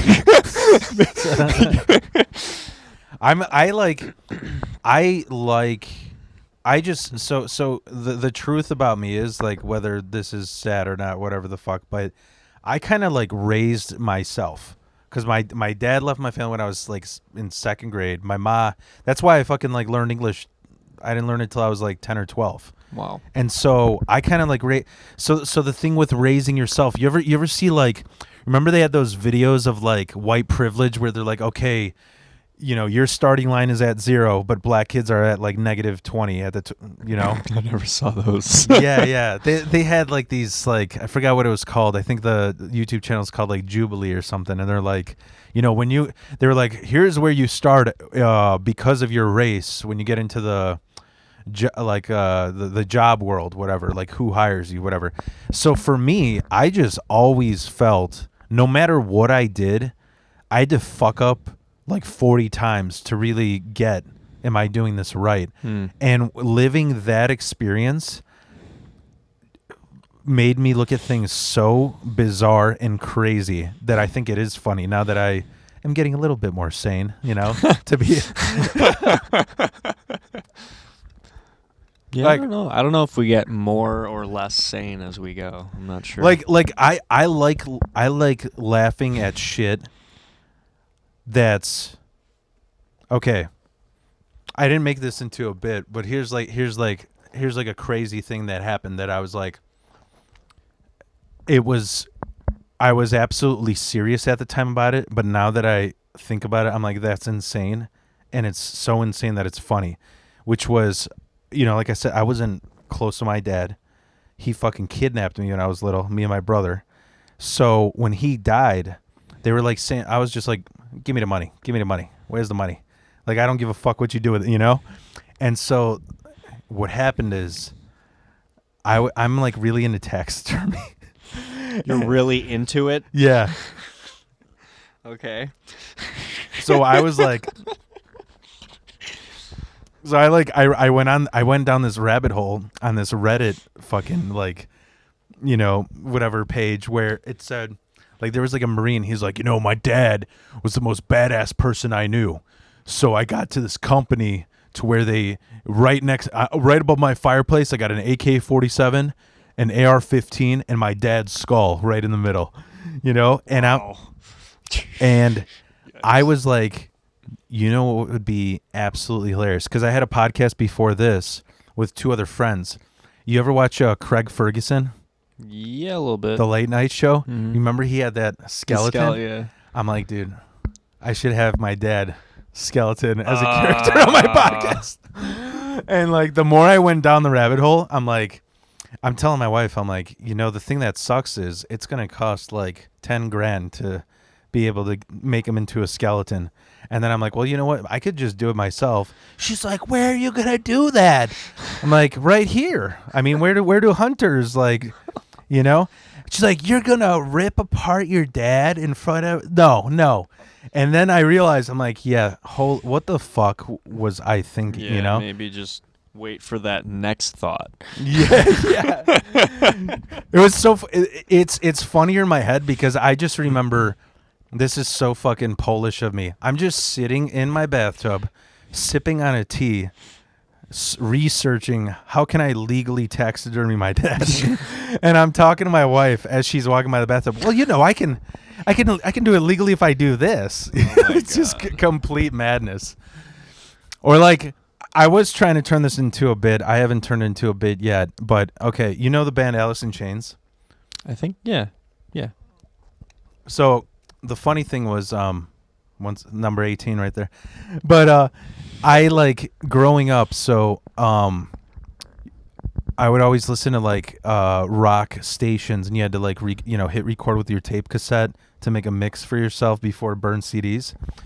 So I remember I'd listen to Alice in Chains, and dude, my grandma was like the most Polish fucking grandma.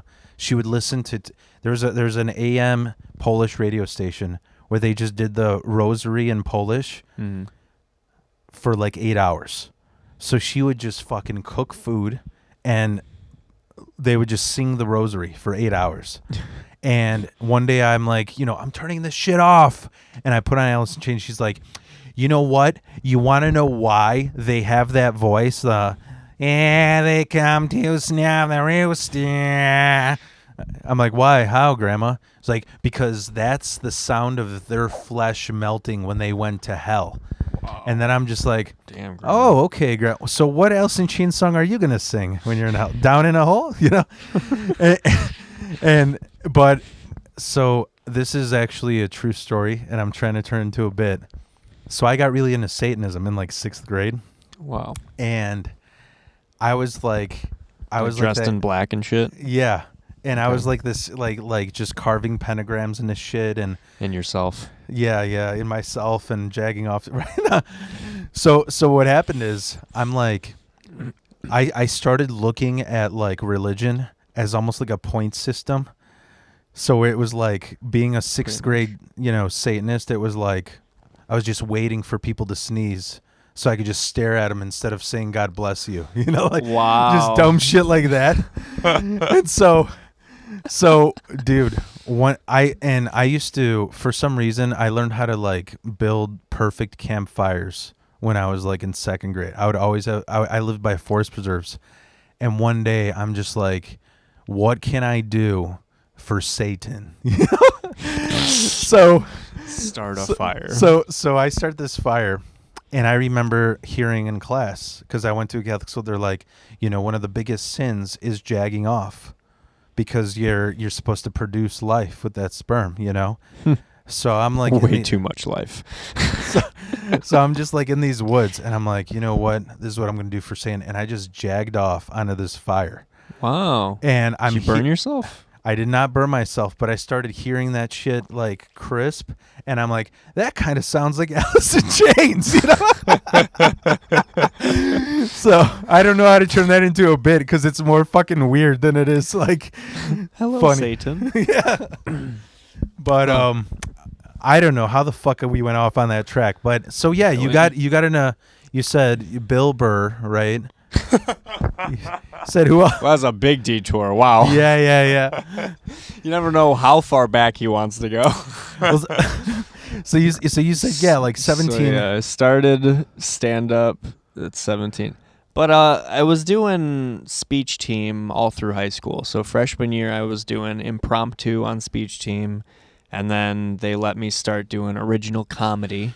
What do you do in speech team? I'm just curious. So there's all these different events, like different types of speeches you could give. There's like 20 of them. There's like dramatic interpretation. It's usually sad. People cry and shit. There's like poetic interpretation.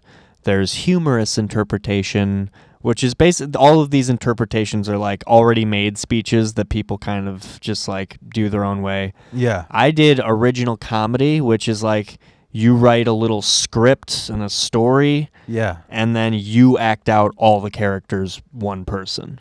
And so you you would do this thing called like popping or whatever, where like you would just kind of like between characters, like your whole Robin face Williams. and your everything would change, your posture. Yeah, and I did that for sophomore year, junior year, and senior year.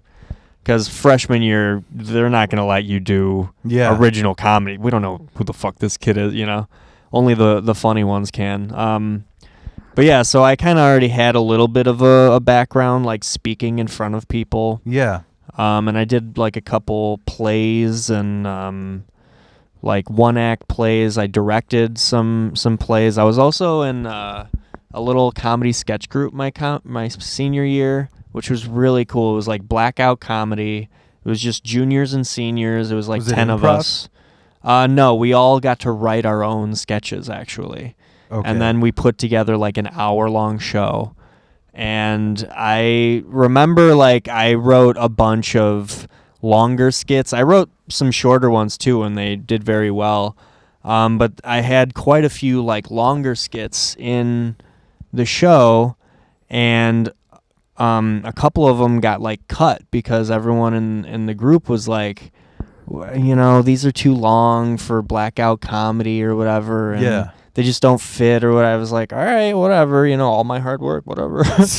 But then there was this guy who came from like madrigals or something, like some kind of like they were judging theater things and they were looking for people to perform in their show or whatever. So it was like a scout, like a theater scout basically. And he came to the show and he gave us like a review after the show.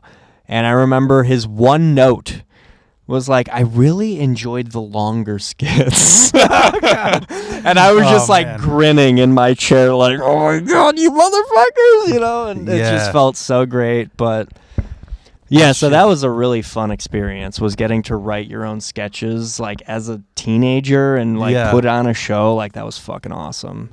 I played James Bond in a one-act play. That was cool. But yeah, that was all high school shit. And then I got into college. And I was really only doing like one open mic a month in college. Like I wasn't doing it, Yeah. And then I got into teaching, which... Were you doing it where when you did it then?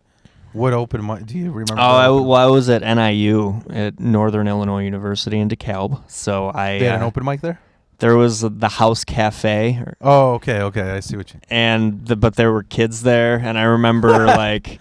One of the first jokes that I told was like about like traffic cameras, like how what happened to the good old days when You know, you blew a red light and you either got pulled over or you didn't, you know? Now you blow a red light and you're just worried for the next 3 months about getting a $100 ticket in the mail. You know, fuck this fucking world. You know, it was just like a very like young comedian thing to do. Just like, motherfuck this fucking you know, just like thinking that only swears are the funny things, you know? Yeah, yeah. And then the guy, like the host of the show, came up to me like while I was on stage and was like, "You gotta beep your F's, dude. There's kids here." And I was like, "Oh shit, that's my whole set. I'm not equipped enough as a comedian to be able to handle this, you know." Yeah, yeah. I try so hard to control the fucks, but it's sometimes they're necessary, you know. But the thing that really opened my eyes about the amount of fucks is when I started out, like even when I started getting obsessed with comedy, where I was listening how we were talking before the podcast, you know, Bobby Lee's podcast, Theo Von, you know, I loved Joey Diaz. I looked up to him so much. And one of the reasons why I started back into comedy, like when I met you, was I had a kid that I worked at a logistics company. He's just like, "Phil, you have to fucking you're like the Joey Diaz of Chicago." And I'm just like, that's I don't think I've to this day gotten a better compliment. So it's just like, and the thing is, I saw him, I think 2 times. I'm telling you, I went to see so many people. I've seen Louis C.K., Bobby Lee, Theo Von, Dusty Slay, Harlan Williams. Joey Diaz, I've never heard a fucking crowd go that wild. Yeah. Like, you know when like, yeah, people just love that guy. You know when you're like on a street and an ambulance comes by and that peak of the sound wave hits you and you can feel your eardrum? Yeah. Like, that's how it was when I saw Joey Diaz. Everybody fucking got up and screamed. It was like when you see like clips of like Richard Pryor and like these seriously 70s cokeheads throwing bottles at the stage, you know? And I just remember how awesome he was live. And then I'm like, oh, you know, I never really like, I've seen him. He's fucking hilarious on podcasts. I've never seen his like stand-ups. He has a stand-up. He has like a whole special on Netflix. Yeah. Sucks. Yeah, I couldn't get into it either. Every 5 words, it's a fuck because he's so nervous. Sure. And it was just so much better. Like, yeah. So that's what turned me off. But or even like Cat Williams, you know, like I loved Cat Williams when he was on HBO, but if he was on Comedy Central, it was just beep, beep, beep, beep. You didn't even know what the fuck he was saying. And Cat Williams is hilarious. I like Cat he's incredible. But like when you just hear him without the censoring, it's like he's just a funny little black guy, you know? That's just the way he talks, you know? You know but what, then you hear all the beeps, it's like, wow, this guy is really fucking dirty, but it's not that bad when it's just him. Yeah. dude, you know what's one of the this is the like I say I mix like quirky with weird and funny. One of the funniest fucking things, number 19 that I seen. Okay, dude. So I listen to this. I listen to like there's a difference between like metal and hardcore. Have you ever seen like any clips of like hardcore shows, like Probably. hardcore, where people mosh are pits and shit? Well, where people are like backflipping off the stage. Oh yeah, and shit like that, where they're doing like cartwheels and hitting each other in the face, right? There's this band I listen to called Trash Talk. Okay. They're fucking wild. They're awesome. They're like these skaters. It's like these 2 Jewish guys, 2 black guys from California. They were on Tyler the Creator's label. And there's a clip. So Trash Talk is like an underground hardcore band. Like, you know, you don't know who they are. A lot of people don't know who they are. Yeah, no. And there's a clip online because they're from LA. You know, in LA, they say like when you walk down the street, you'll always see celebrities. There's a clip where at a Trash Talk show, for no fucking reason, Suge Knight brings Cat Williams into the mosh pit with him. Oh shit! It's so fucking hilarious. I'm like, why? What? So bringing a child. Yeah, dude. He's like, ah! Just bouncing between people. Yeah, dude, it was. It's something that. Is this a fucking like parallel universe? What? There's some glitch here, you know. Like this is not supposed to. I don't know. It doesn't make sense. But I had to mention that. But yeah. But I mean, you start off like 17. You get into these like doing these mics at Northern, and then like, you know, when did you start? What would you say you started like doing it seriously? Where you're doing it like. You know, like now, like once a fucking... Oh, not until a couple years ago. Because after college, I started teaching. So what was it like 2021? 20? When I started, like where you're like going to a mic every night? Yeah, it was like that winter. So like the end of 2021. Okay. Like I think Mark and Dylan were saying they started like October or November or something. Yeah. I was like that... December or January. Okay. It was winter time. And I remember I like went out to a city mic and it didn't go bad. Which one was it? I don't think it's there anymore. It was like the Gold Room or Gold Star Room. Okay. I went with my friend Queenie, the Queenie bitch. Have you met the Queenie bitch? She's awesome. I think I've seen clips. She brings the heat. It's like a trans black person, right? Yes. Yeah. But yeah, kind of the person that really like pushed me back. Did you know her? You met her through going to the city mics, right? Actually, I met Queenie at my job at work. Oh. Yeah. I was stripping. And Queenie was just a customer. I was gonna let you bring it up. Yeah.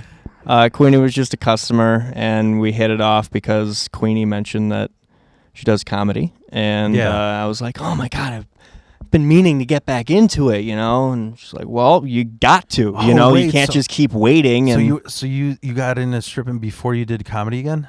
Yeah, because I needed like financial freedom. You know, I needed to not worry about that. Yeah. And so because I went from from teaching to stripping pretty quickly because it was like I had the summer where you're not like gonna get in trouble for this, right? No. Why would I? I don't know. Like my brother makes me laugh the most out of anybody I know, but he doesn't want to do any fucking thing on podcasts because he's a teacher. Yeah, I understand that. Yeah. And that's because like dealing with, you know, current like your employers or the parents of your, but like all my students that I ever had probably like graduated from college at this point. So you're not. I'm not you worried don't plan about on teaching again. No, okay. I have no interest in teaching again. It's the worst.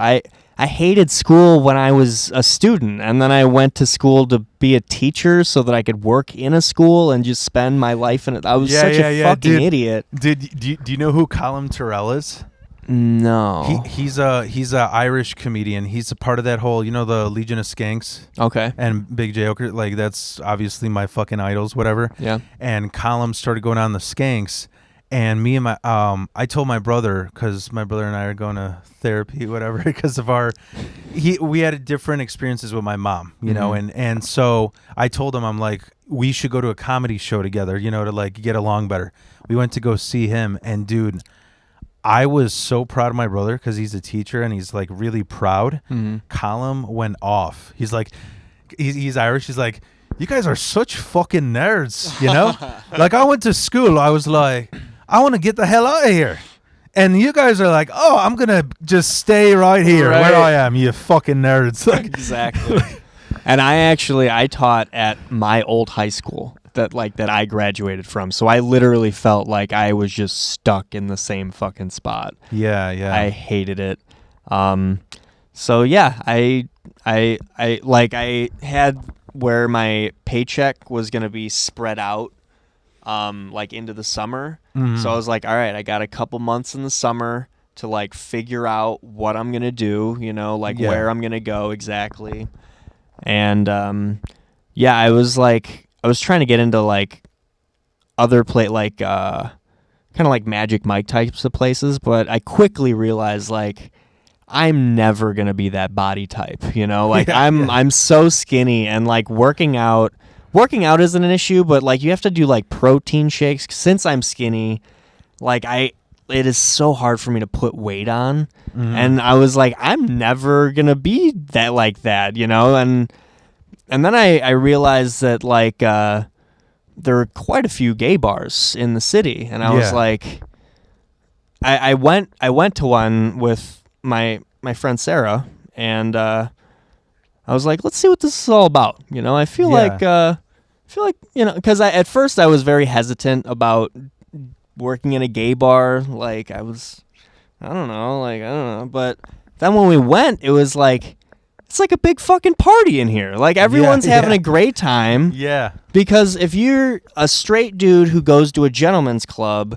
those places are like creepy. There's like a predator kind of vibe to them, because it's like all these guys are just like, they're just horny, and you know. Yeah. And the girls are very oppressed. Like they have to pay the club just to dance, and then they have to split all their shit. Dude, like heterosexual guys, like strip clubs, it's like all a bunch of rapists who are just controlling it to the hair. Yeah, just a little bit.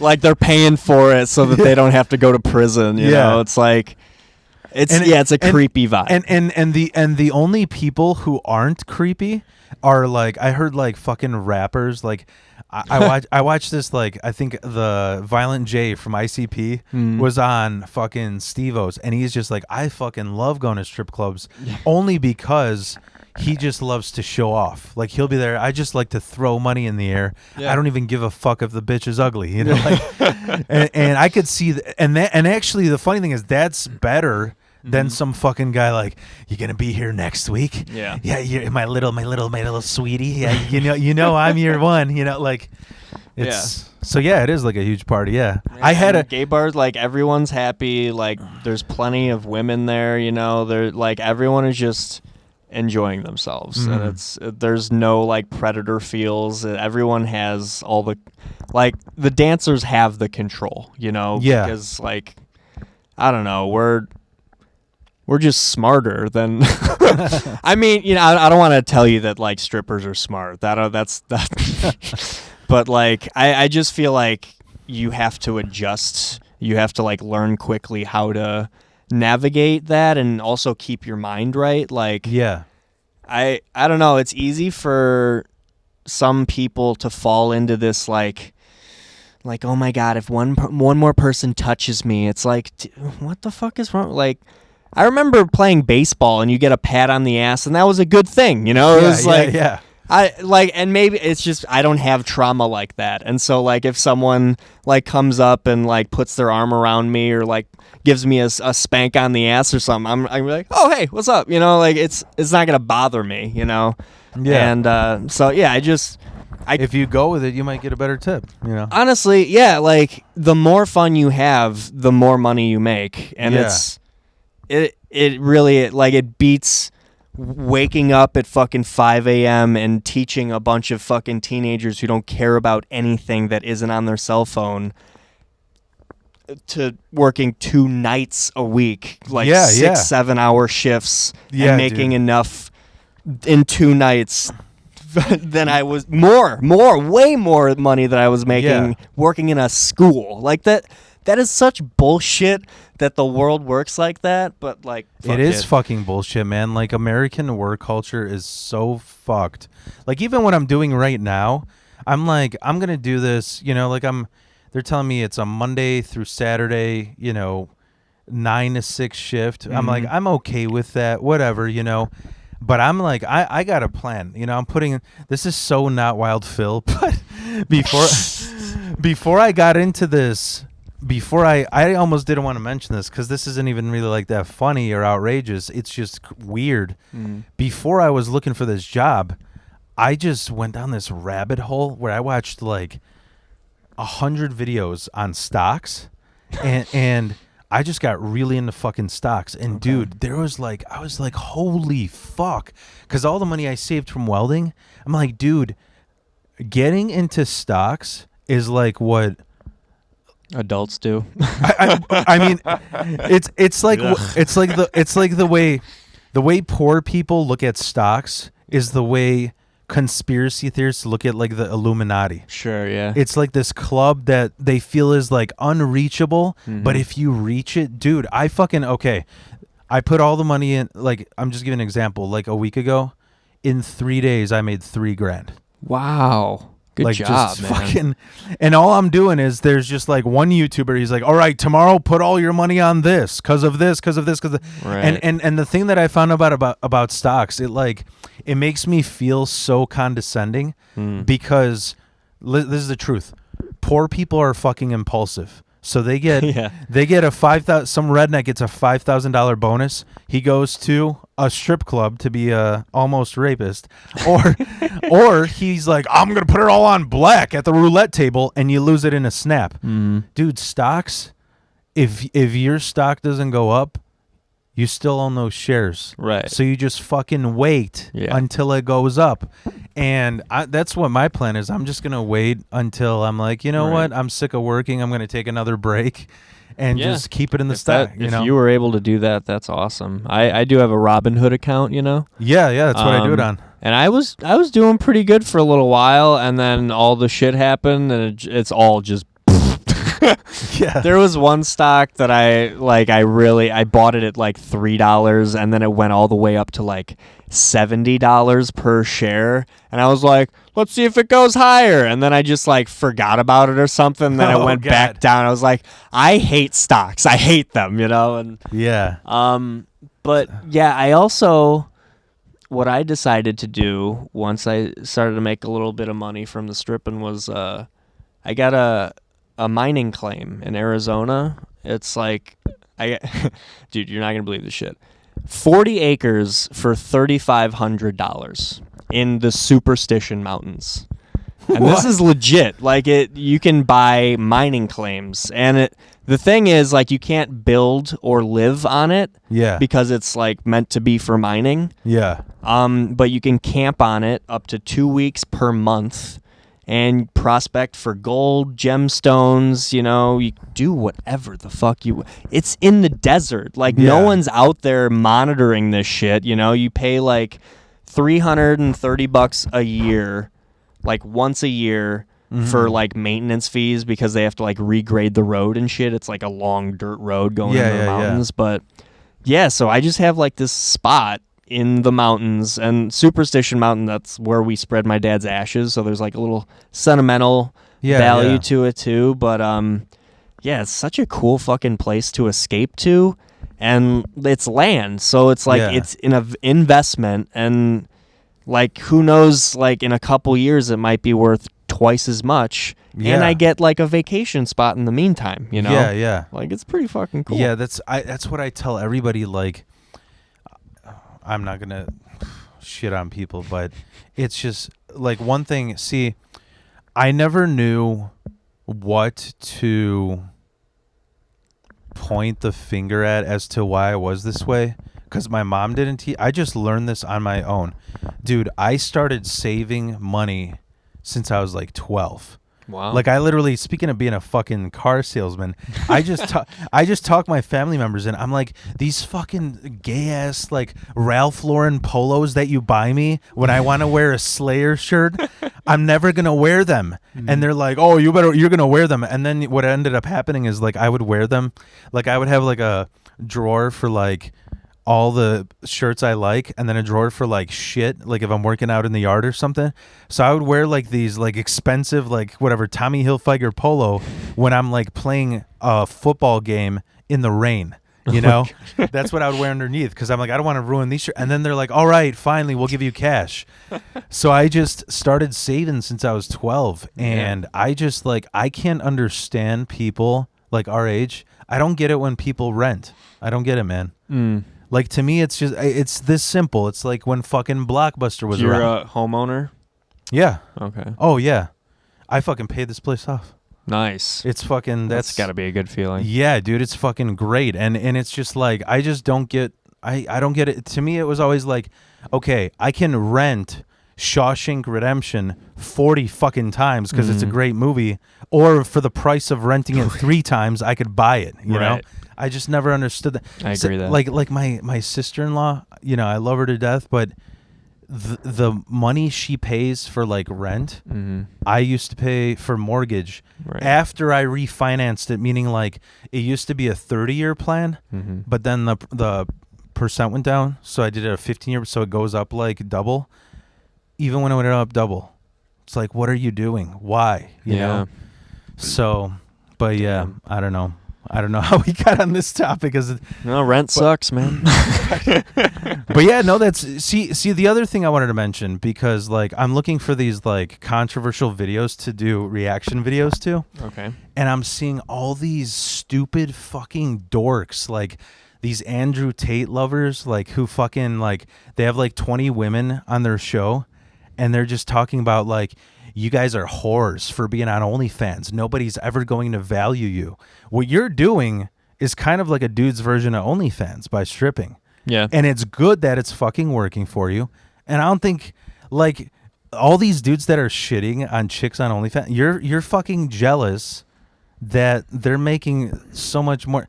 And the other thing too is, Dude, I met a girl. She came into the bar one night, and she was just like a fitness model. But I was like, so what do you do like for money? She's like, I just have OnlyFans. I was like, wait, what? Do you just do OnlyFans? And she showed me her statements, her monthly statements. She's making $15,000 a month.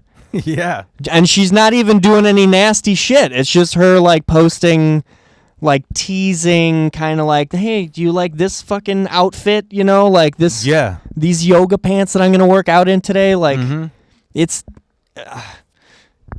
so easy for a hot girl to make money on OnlyFans. It is stupid not to. Yeah. It is so fucking... And any of these fucking dork, no sense of humor losers like Andrew Tate kind, like all of them shitting on these women, they're just fucking jealous. Right. Because they're making so much fucking money and you can't. Yeah. Chicks could fart in a jar and sell that shit for money. They could fucking like...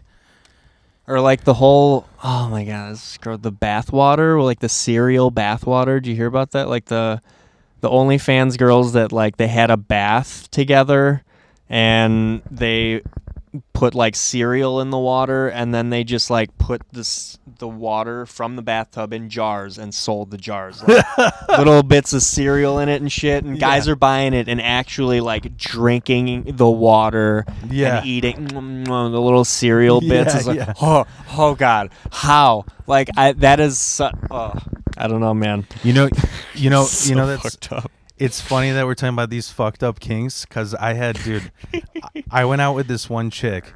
So here's the weird thing, because I'm not like a cocky person, like, oh, I fucked all these chicks, but so what happened to me with like sex life, I had a horrible breakup, like a first love type thing at like 15. It was like traumatic because this chick, I fell in love with her, and her parents were like Jesus freaks. So like I just like a regular day wanted to go pick her up, and they're like, no, we sent her away for 4 years.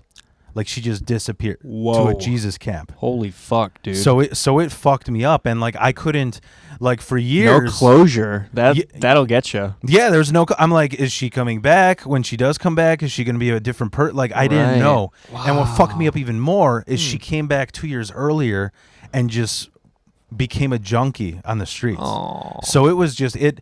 I was always like, Damn, I used to be dude. really awkward around chicks, but then the moment I went, like when I was in a band, dude, different girlfriend every fucking weekend for like 6 years straight. I literally, and I made a list, not because I'm like cocky, but because what freaked me out was like 99% of the chicks I went out with, their names started with a C or a K.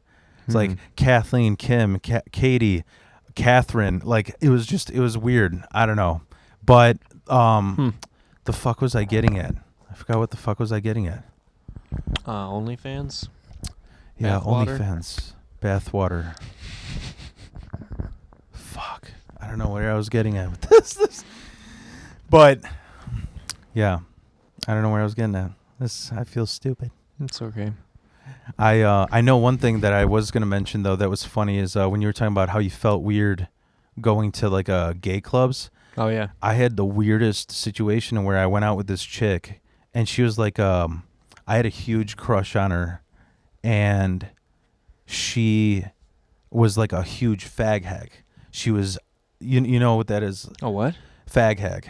Fag hag? Yeah. What's that? It's like those chicks that like they become best friends with a gay dude and they're just always together. They're always together. I feel like that's kind of a rough name for not such a horrible thing. I know. I don't know. I didn't make the name. That's what I remember. It. Both ends of it are kind of like, geez. Yeah, like yeah, they're just yeah. friends. I just remember that's what it was called. But or I would just tell people this situation. They'd be like, oh yeah, that's what that. Anyways. So, but what was weird is like, yeah, I went to all these gay clubs because she was like obsessed with this gay friend of hers. So we would go to gay clubs with him, to try and I guess play wingman for him. Mm-hmm. And like you said, it was a whole lot of fun, and it was nothing ever. It was, dude. It's just like I can't explain it. It's like a fucking disco music video. Yeah, like the party doesn't stop. And the cool thing is like I was trying to like conform to this Magic Mike bullshit when in these kind of places like you really embrace for your differences. Like there are people Especially there now. for everyone, like every demographic is there, and like everyone likes some even fat dudes with bear bottoms. I don't know, maybe. No, I mean, obviously, I most like twinks. It's what's weird to see in a gay bar is like these young dudes like 21, 22 hanging out with like 70-year-old guys. Yeah. And it's like they call them daddy and stuff. Mm-hmm.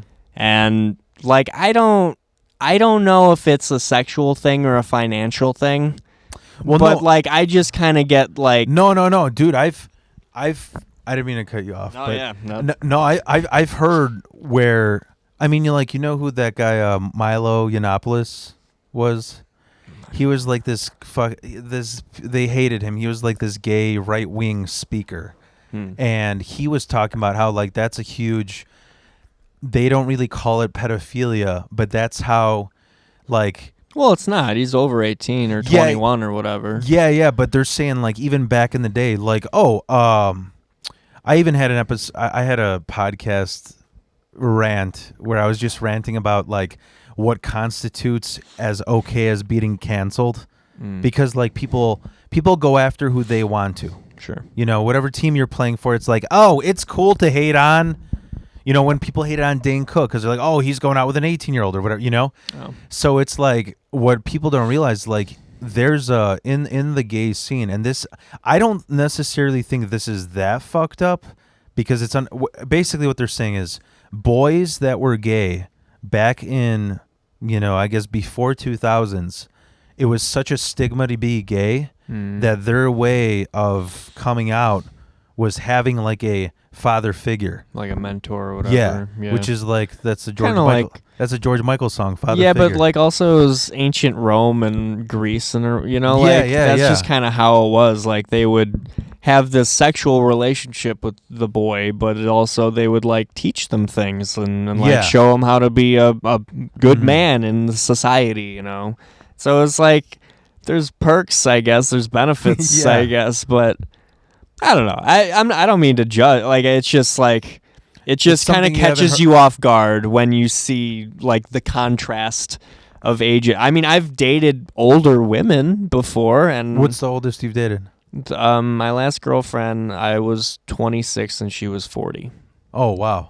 So, it's not like I have a thing about it. I don't know. Like when because even I feel like when I was in that relationship, I felt like, what's that, like the fear of missing out or whatever, like where you kind of feel like life is passing you by a little bit because you're not with your age group, like you're not. Yeah.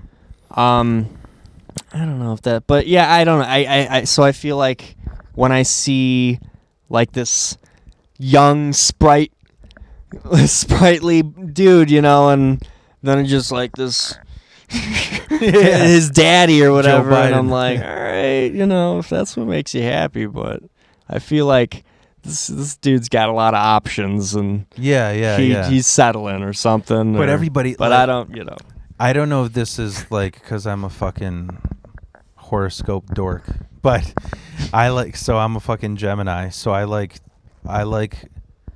every foods. I want to taste every food. Music, I listen to all types of music. So that's what I was getting at is now that the thing I forgot, whatever, you like 10 all minutes types of guys.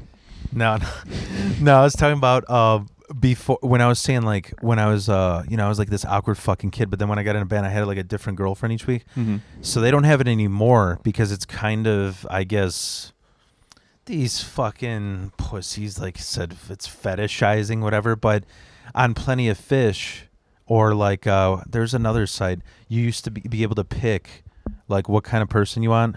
Like what race, what size, and all that shit. Okay. And they said it's like fetish, but it's like nobody.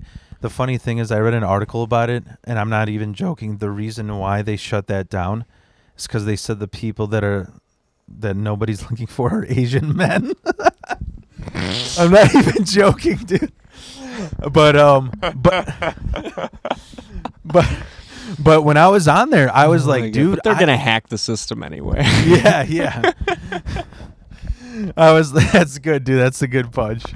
But when I was on there, I'm like, dude, I want to try every type of person possible. Let's try this filter today. So when you were saying about that, you're black. Sorry, that was Tuesday. Sorry. Try again next week.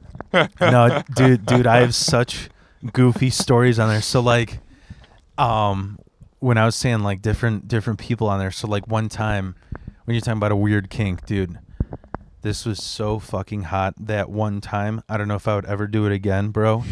But I just went out with this chunky chick online and I was like, what, how can we like get wild here with this chunky chick, dude? And I just like doggy style with her face smashed in like a box of donuts.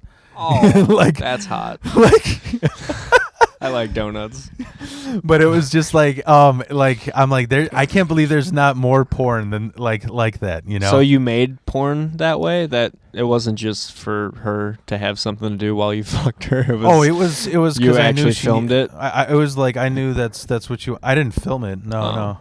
But I you actually, it was just a treat for her. Okay. Yeah. Wow. That. All right. Well, I mean, were you also like kind of the same size? I feel like if you're doing it together, it's more, no, dude. I'm not as demeaning. No, dude. I'm not joking. I was when I was like 10 years ago. I was like your size. I'm really? Not joking. I was 180. I don't know how much you weigh, but like 135. Okay, yeah, then it's not it. But either way, dude, I'll show you a picture how fucking skinny I was. Honestly, like because of the people dying in my family and being over medicated, I gained like 100 pounds. And plus the thing too that doctors told me was like, and I could never accept this, I always just wanted to be skin and bone. And they're like, dude, no, your body type, you're made to be jacked. You need to not do cardio. You need to lift. And I'm just like, well, I want to be skinny, But dude, that what I was gonna say. You know what else is funny as fuck is So yeah, I would try to date like every type of person on planet.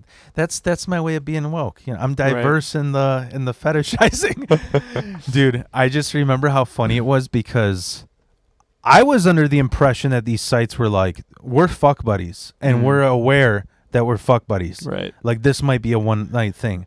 So I just remember when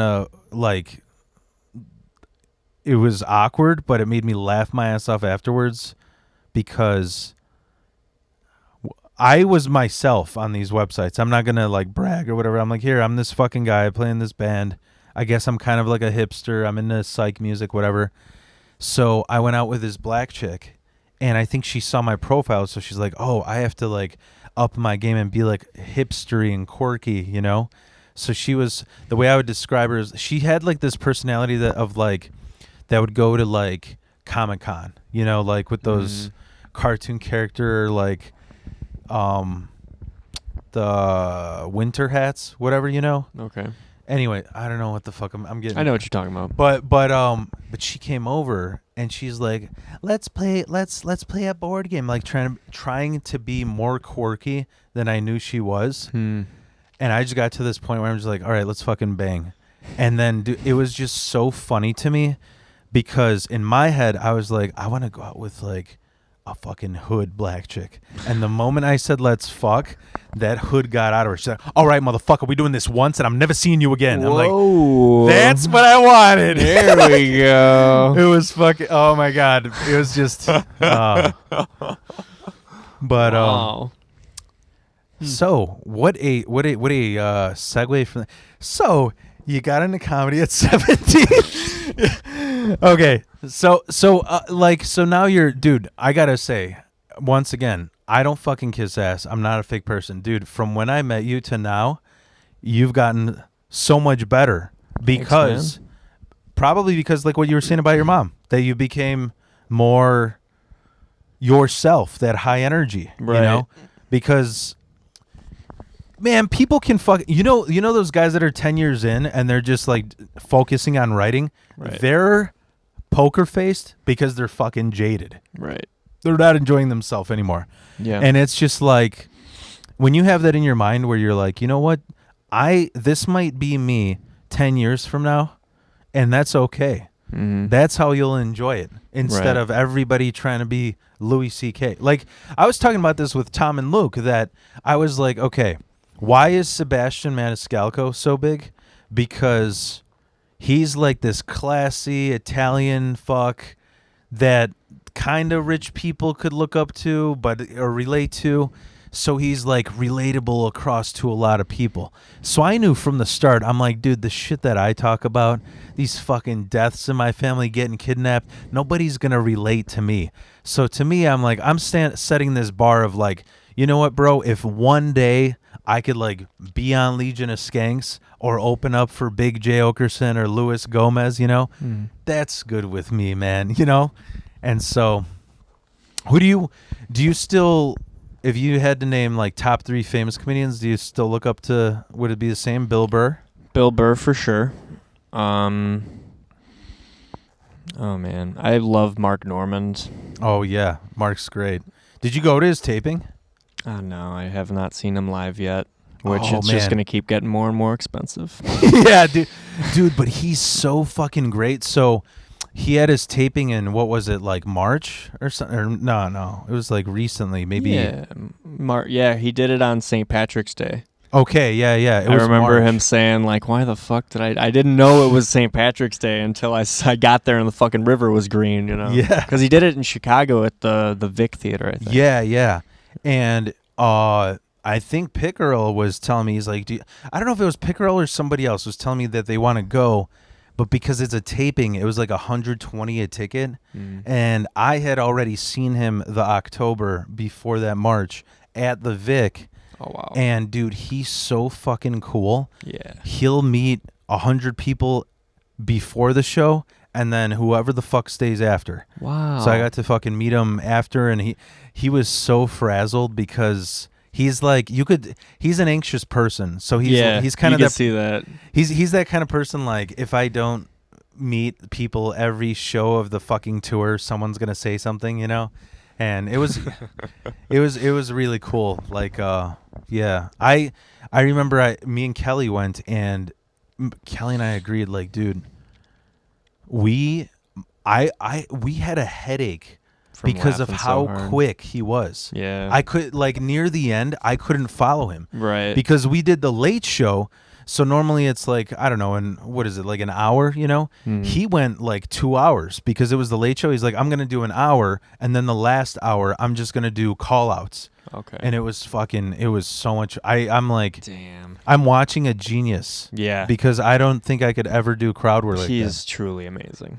I was going to say, I think I wish Mark Karski did more personal stuff, because you're saying he does like personal stuff about himself. Yeah. I've never heard his personal stuff. I've always seen him do crowd work, which he's good at, but I think he should dip into that more. I don't know. Right. Yeah, you're right. He doesn't do too much about himself. I feel like he has like stories that have like happened to him. Like, okay. and that's like I know there's the one about his like cousin being a murderer or something, right? cousin being a murderer, or playing Uno with his friend. And, Yeah.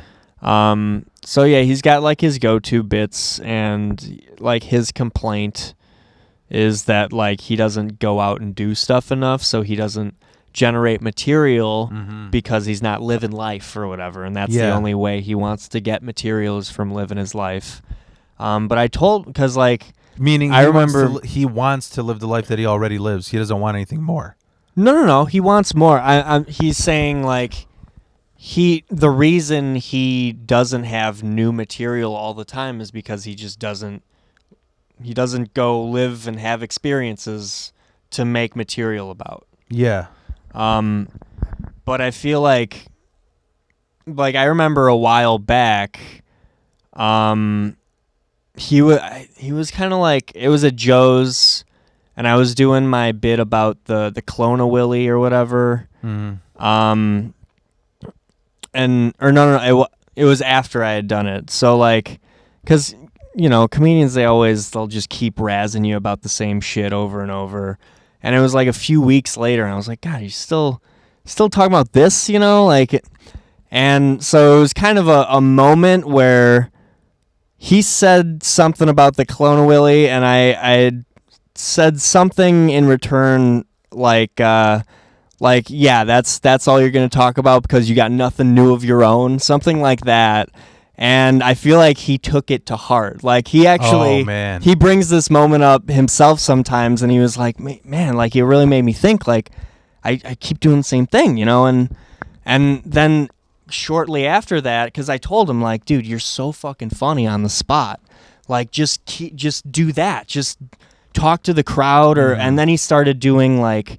He'll write his notes throughout the show, take observations, and like he'll comment on things that have happened throughout the night, and that's awesome because like the later you get in a show, the more you need crowd work to keep people like involved, or like engaged. But I think that because he has like just a very interesting, unique, kind of unwavering mindset on most things. Like he has a very strong opinion about most things. And so I feel like he just has to, I told him like, dude, you just have to like ask yourself questions. Like think about the issues at hand in the world right now and ask yourself, how do I feel about that? And that's comedy.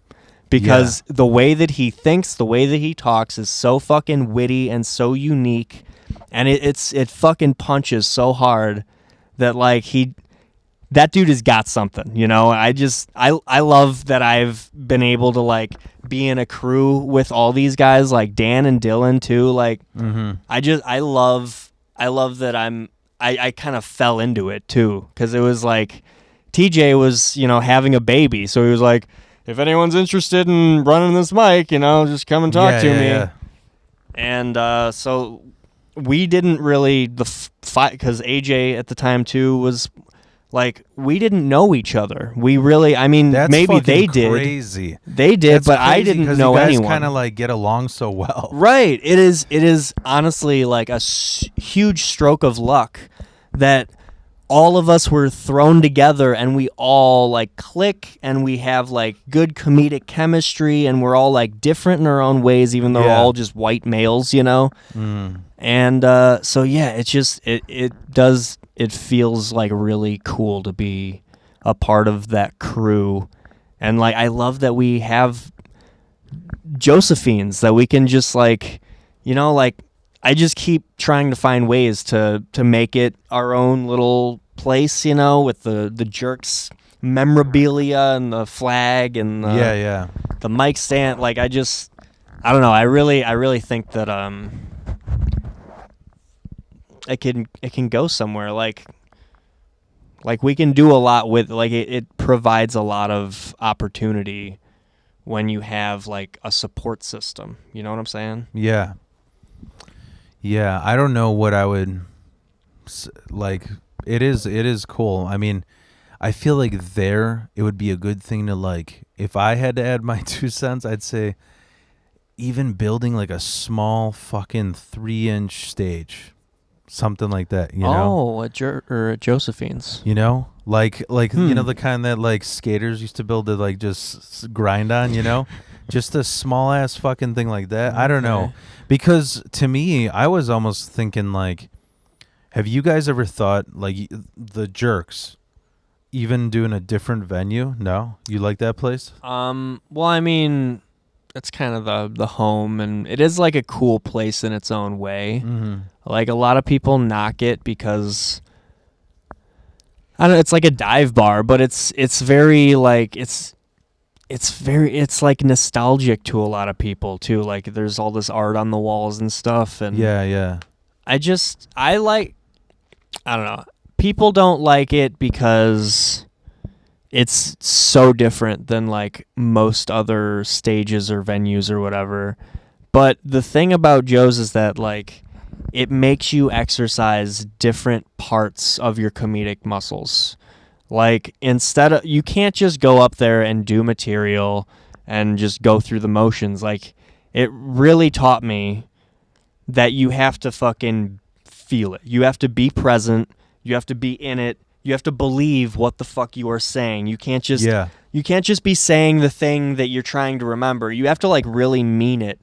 And also at Joe's, you can see the whole bar when you're doing comedy. So like you can connect with the audience on a different level that you can't do when there's blinding lights, you know, coming at you. And I don't know, there's like a communal kind of feel, and it's hard to kill there, but when you do, it feels fucking amazing. Mm-hmm. And like we've started to add like all these different options, like in addition to the theme of the week, you know, you get a 1 minute for the theme of the week. I think that's fucking awesome. And it provides like also more creative opportunities for everyone to like write new shit.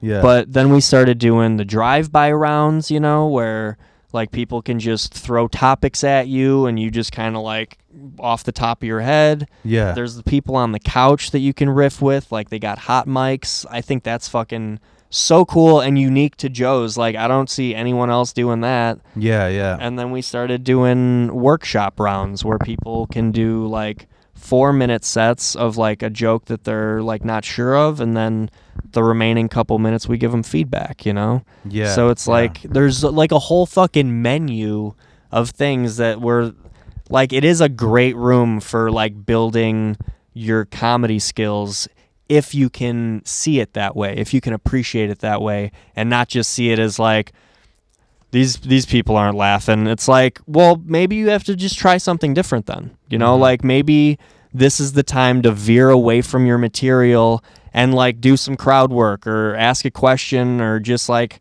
say something you weren't planning on saying, you know? It just... I just always like, and this isn't just Joe's, like, because even like that showcase that I do, any fucking dive bar, the thing that drives me insane, like if you had to compare, say you compare the two Joe's, right? Joe's to Mojo's, right? Oh, sure. There's always like, to me, there has to be a ratio of the audience enough to be paying attention. And that's what fucking absolutely sucks, is when I feel it. I don't know, man. Like when, how much, it's like I at Josephine's and even at like the showcase that I run, there's so many moments where I'm feeling like I'm not even supposed to do the joke that I'm working on. I'm supposed to do the joke that's going to catch the attention of the few fucking jamokes that are here and not even facing because they're at the bar, you know? Yeah, and especially as a host, like that, it's not even about your jokes, it's about your energy. Like if you're doing your showcase, like it is so hard to host. Like I still struggle with it so much. Like when I do it at Josephine's, it is tough to fucking bring up the energy and keep it there. Like, because that's the whole thing. Like, if you're the host, you can't be thinking about your stuff. You have to be thinking about your focus is the whole show. Mm-hmm. You want the show to do well. You can't be worried about your own shit. And if you have a rough opening set, you can't let that fuck with you. You have to fucking smile and be like, all right, well, we're going to keep, it has to keep the momentum going. Otherwise, and that's the thing too, like, even if you have like a good riff or something in between comedians, it's so easy to lose that momentum by just like waiting a beat before saying something, and it's just like quiet for a second and everyone's just like, wait, what's happening? It just creates this awkwardness, and it's so fucking hard to keep that like flow going. Yeah. So yeah, that's a skill that I think all of us are working on. Like, hosting is such a fucking tough thing to do, man. But I do think it. This is gonna sound fuck the disclaimer. I just like Comedy Vault to me. Yeah. I think part of the reason why I did so well is because honestly, I feel like I don't know what it is. When I walk into there, it's like there's some fucking spirit that flies into me and possesses me. Because the energy that I had hosting there, I'd never had anywhere else. When I do my sets there, I'm never more pumped anywhere else. Same. And I think it's because everything there, the lighting, the setup, the fucking AC that other places don't have. All the legendary comedian paintings everywhere. Yeah, dude. And it is a perfect place. I love it. Yeah, it's the zanies of the suburbs, And it's just like, what the fuck was I gonna say? This is the part that I was disclaiming, is like when I'm at the vault, I feel like anything I say, it's almost like you're fucking Hitler at the podium. Like you got these masses, right? To if you're in like the first 20, and then it starts to peter off. But that's why everyone like fucking wakes up early on Monday to sign up for a Wednesday open mic. yeah, for 3 fucking minutes. Yeah, dude, it's so crazy. I feel the worst for Veronica, dude. She's got to drive from Iowa. Oh yeah, it is a long drive. 3 minutes, man. Jeez. So, but I just like.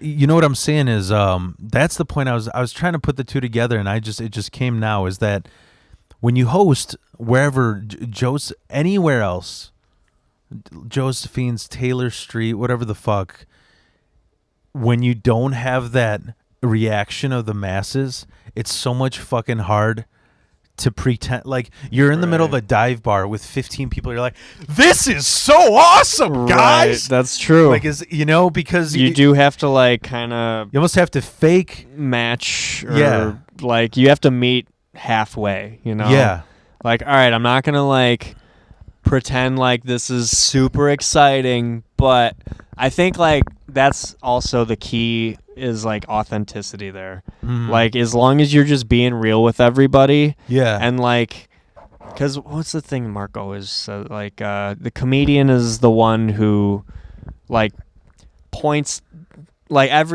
there's a room full of starving people, the comedian's the one that points and be like, hey, the food's right there, and everyone's like, oh yeah, it's right there. So it's like you're just pointing out the obvious, like you're the one that's saying the thing that's happening.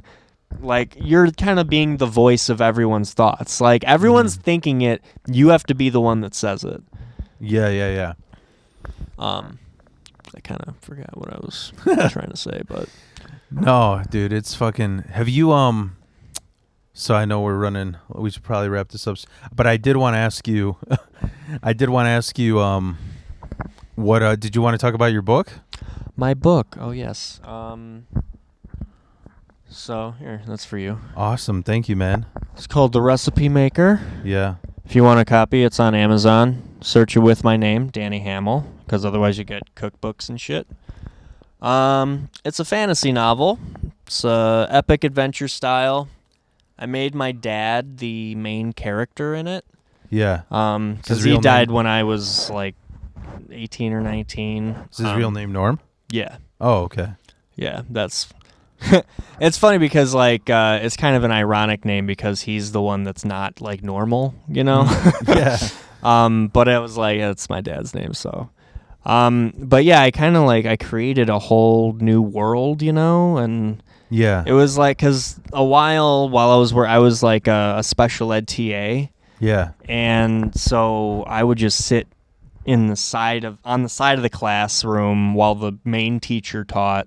Yeah. And like if nothing was wrong, you know, I was like there for if some shit goes wrong, like a kid loses his fucking mind or whatever. But if there was nothing going on, I would just get to sit there and like write. And so it kind of became my little escape and also my kind of like coping mechanism for just like dealing with my dad and also kind of bringing him into a new light in my own brain. But yeah, honestly, like I love writing is so cool because like in life, we're always like, oh man, I should have said this, you know, I should have said that. But when you write a story, you can say the exact right thing at the exact right time, you know? Yeah, yeah. And this was cool because like when you get to create a world, because it's very fantasy driven, it's like spacey, but it's also like when you create a world, it's like you create a place based off of like one or two simple things, like oh, it has big mushrooms, or there's a big lake, or you know. Yeah. And then you have to think about like what kind of people are going to thrive in this environment, you know? And then like what do those people care the most about? And what do they do in their daily life? Like you just create all these little things here and there, and then it becomes a whole fucking, like if you see there's a map on there that I drew, and it's like I kind of snuck in like as a published author, but also a published illustrator too. Yeah. I drew the map myself, but Oh, nice. But yeah, it's like I kind of just like told the story. I created the world little bits at a time, like as I went. You know, like this is the place that he needs to go next. You know, so here's I'll give you like a synopsis so that you kind of want to read it. So it's like it takes place in a place called Cook.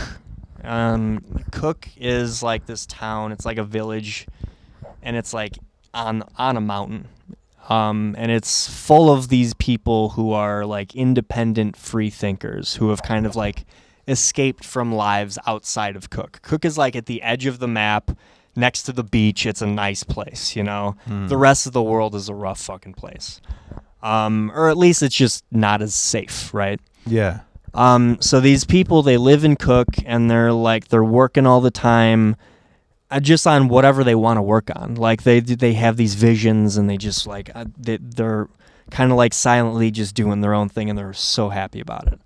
And so this is the idea that kind of like sparked because I just started writing this as a writing exercise. I was like, I'm going to create a place I would want to live in, you know? Yeah. But then I came up with this idea, and after that I was like, now I have to write a whole fucking book, you know? Mm-hmm. So the way that Cook works is these people, they all want to build things and learn things. And so if you want to make something, you make it yourself, right? If you want something, you make it, or you do your own thing to get it.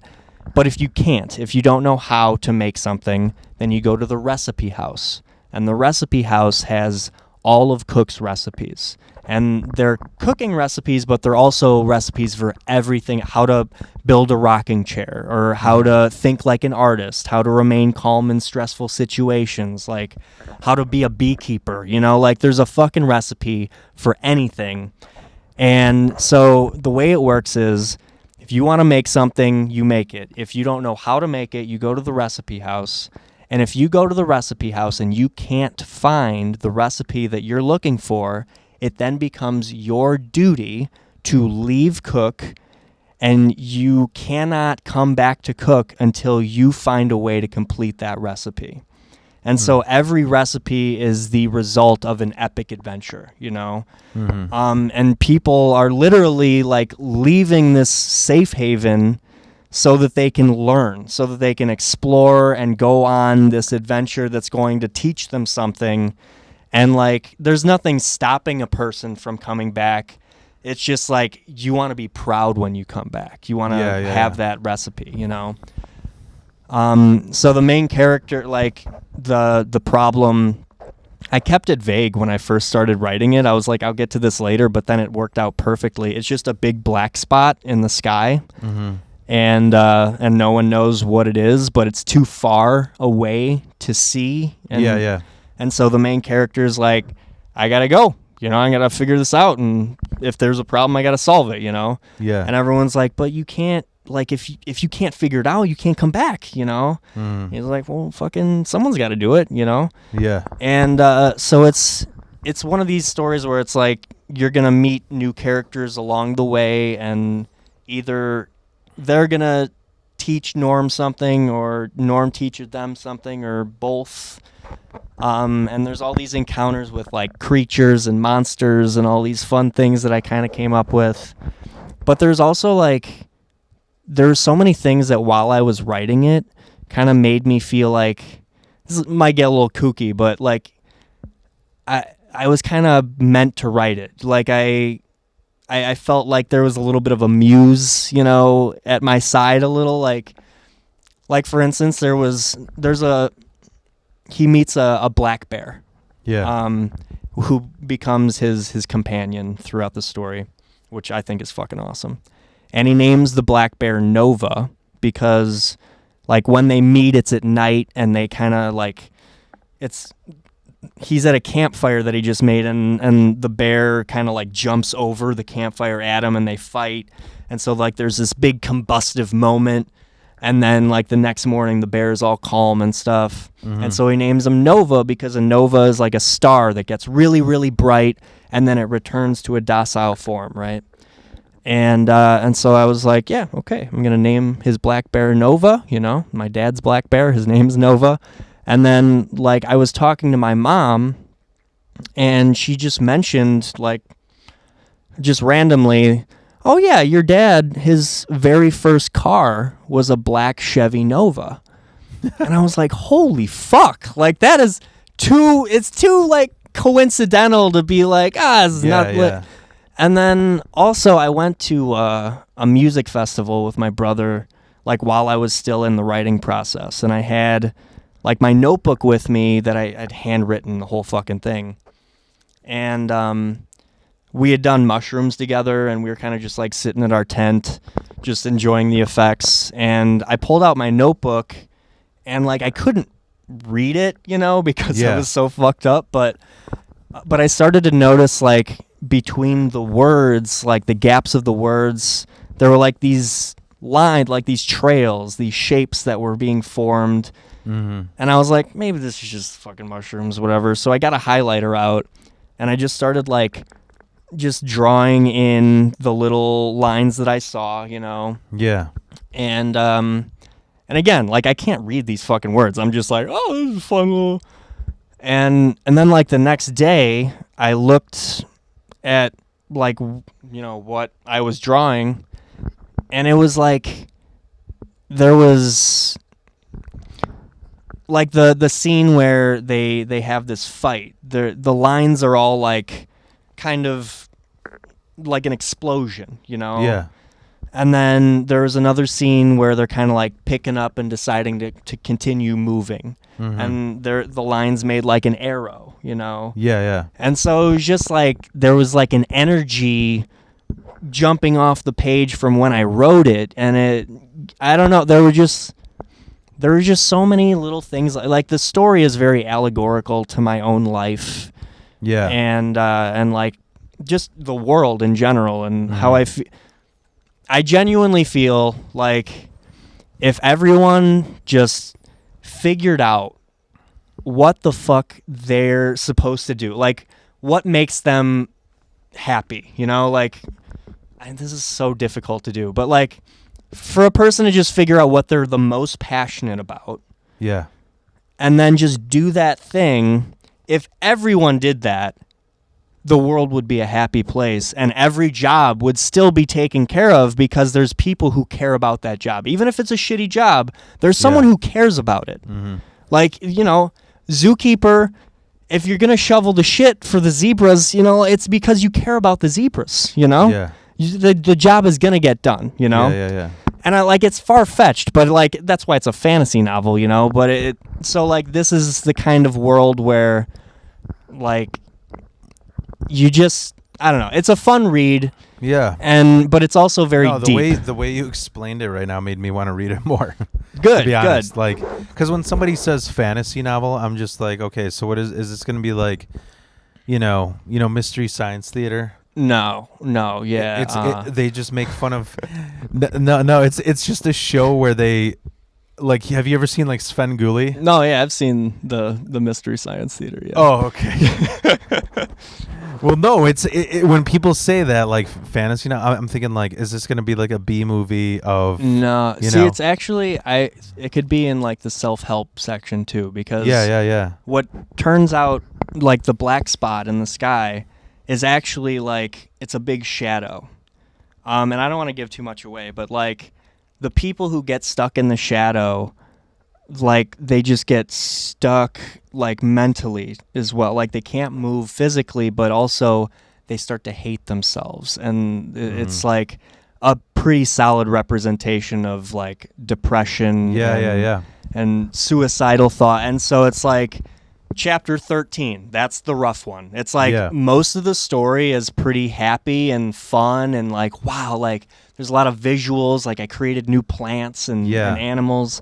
But this one chapter is where the main character has to deal with it himself. Like he gets sucked into it. So the whole chapter is just his inner dialogue of him hating himself. So like that part is kind of rough for some people, but it's relatable. Yeah. And like once he gets out of it, you fucking feel uplifted with him, Mm-hmm. And I like it. This is a book that, like, even though it's a fantasy novel, it can really help people. Yeah. Like, it can really help them, like, remind themselves of what's important and how to, like, stay on track mentally, because... How to get happiness. Exactly. And that's the recipe that someone has to, figure out. But, like... But each person's recipe is individual to them. Right. And it's just like... That's beautiful, dude. And people are... Like, we're all unique, but, like, we come together perfectly. We all, like, sync together. If we all... And I don't know. It's a very... If a person feels, like, lost, like they don't know what to do with their life, I think this is a good book for them to read. And it just... it just shows people, like... do the thing you want to do.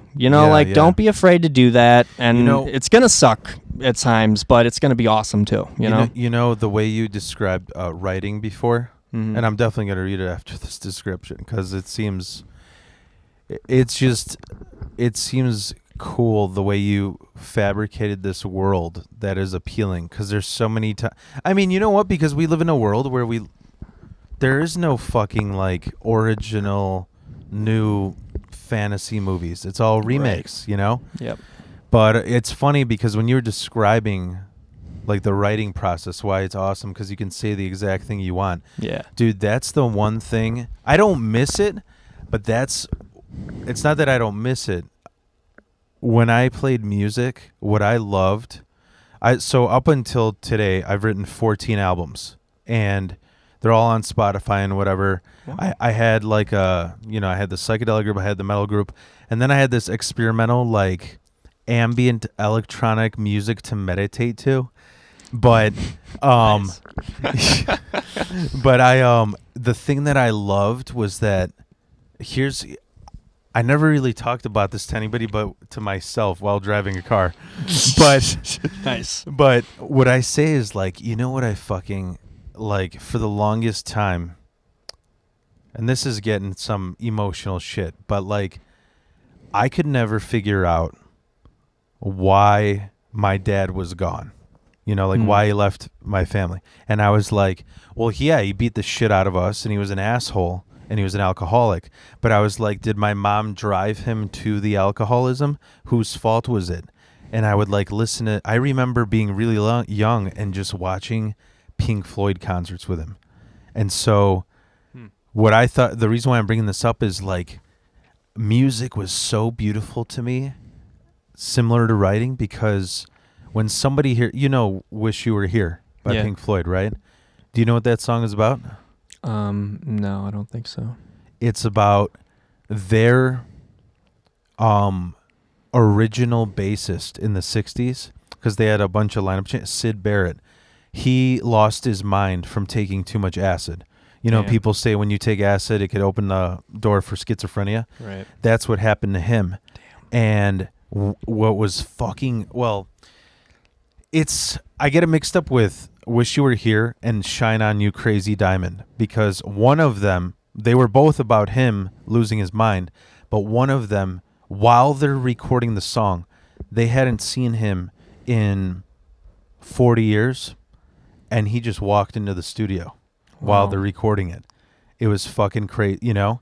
But what I'm getting at is, like, I listened to Wish You Were Here relating to me. Oh, basically, I wish I had a fucking dad who would be there for or teach me not to make mistakes, right? But this song's about wish you were here, as in wish you were mentally here. Right. And what I'm getting at is like all these songs people listen to and they're just like, oh, I love this song because it's about this, you know, or I love it like it relates to your own individual thing. The thing that's great about when you create your own shit is like in music, every song I've written, I'm like, oh yeah, I know exactly how I was feeling about this. Yep. I know exactly what this song means, who it's about, and that's personal to me. Mm-hmm. You know, it's almost like you're writing a fucking diary through a musical, you know? Yeah, dude. And honestly, like that 13th chapter was like difficult to write. It took me a long time, and I was not in a good place while I was writing it just because I had to write it, you know? Yeah, yeah. Because you're still grieving? I don't know if I was grieving, but you know, one really cool thing that I realized while writing it was that even though I made my dad the main character, I also noticed that I was the main character, and so I was kind of like sharing this role with my dad and just like seeing how many similarities there were between the two of us, because like I would, you know, you have to say, well, okay, what would dad say in this situation or whatever, and then it's often the same thing that I would say in this situation, you know, so it's kind of, you know, but yeah, it was cool because like, you know, it was my escape, you know, I got to just like hang out with my dad and like put him in these situations, and I love making lore, you know, like, because that's what happens when you have to create a world is like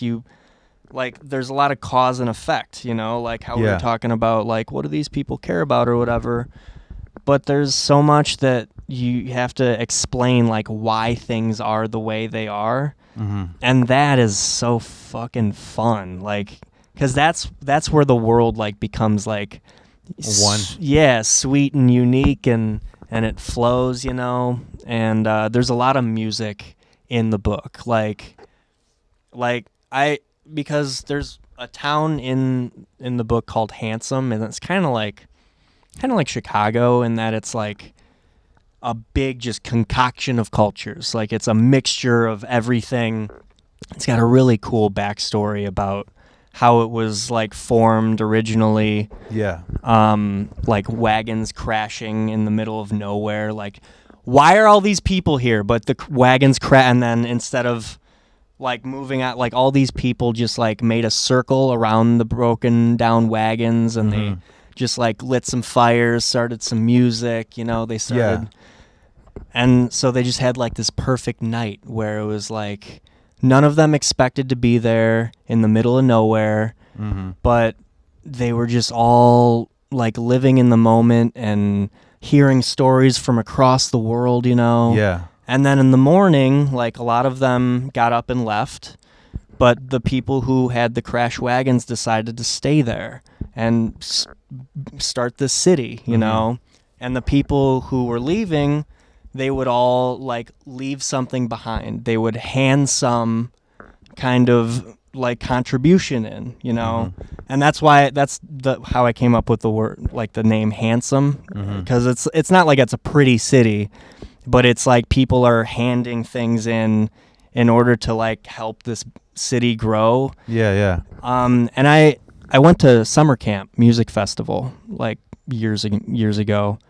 And I did some drugs that opened up my brain, and I really just I loved the feeling of being surrounded by all these people from everywhere. And like I don't like being in the front row. I like being in the back and seeing the whole crowd just move and flow and respond to the music, you know. And then I would start to like hum, because like when you're surrounded by that, it's like vibrating everything around you, but then when you hum, you kind of vibrate from the inside too, and it's like a big connection with everything. And oh my god, it's such a fucking beautiful thing. Like, or even like in The Hobbit when the dwarves hum about their mountain, and it's all just like just soothing and shit, and it's like humming. Wolf of Wall Street. Yeah, dude, humming is just like this very soothing and like connecting, like vibrating thing that like flows through everything. And like that's like my book has a lot of like kind of like Avatar meets Hobbit, you know, like it's got the. You know what's I was just teaching this to my wife. That's kind of funny. Is my therapist? I have like a Taoist therapist. He's the one who got me into all yin yang and Buddhism. You know. Okay. He was teaching me about hums and sighs. Have you ever thought about sighs? Yeah. See, I don't sigh very much. I feel like. See, that's what's funny is whenever you are stressed out. Like I've gotten into situations where like, you know, at being in a marriage, you got to be there for your partner. You got to hear them out, right? And you get to a point where you see somebody is frantic, where they're overwhelmed, where they're trying to explain something to you, and they're like about to maybe even cry or do something stupid, like just get wasted, right? Sure. So I saw my wife getting worked up, and she was about to cry.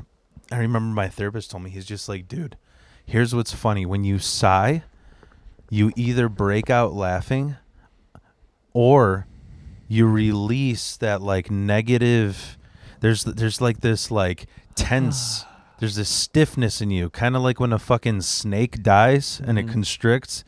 There's like this rigor mortis in you that when you sigh, just like loosen. You know what it's called? He called it like noodling. It's like when you put a noodle, when you're boiling spaghetti, and you're just like it starts flopping around. So whenever you get stressed out, just go. You know, like, and I'm gonna use that. It's great, man. But yeah, man. No, that's awesome. I think we should possibly probably wrap it this up. Yeah, dude. No, like it's awesome. 3 hours. I will definitely. Yeah. I will definitely read this, man. And yeah, dude. Thanks for coming on the podcast. Thanks dude. for having me. This was awesome. Till next time, man.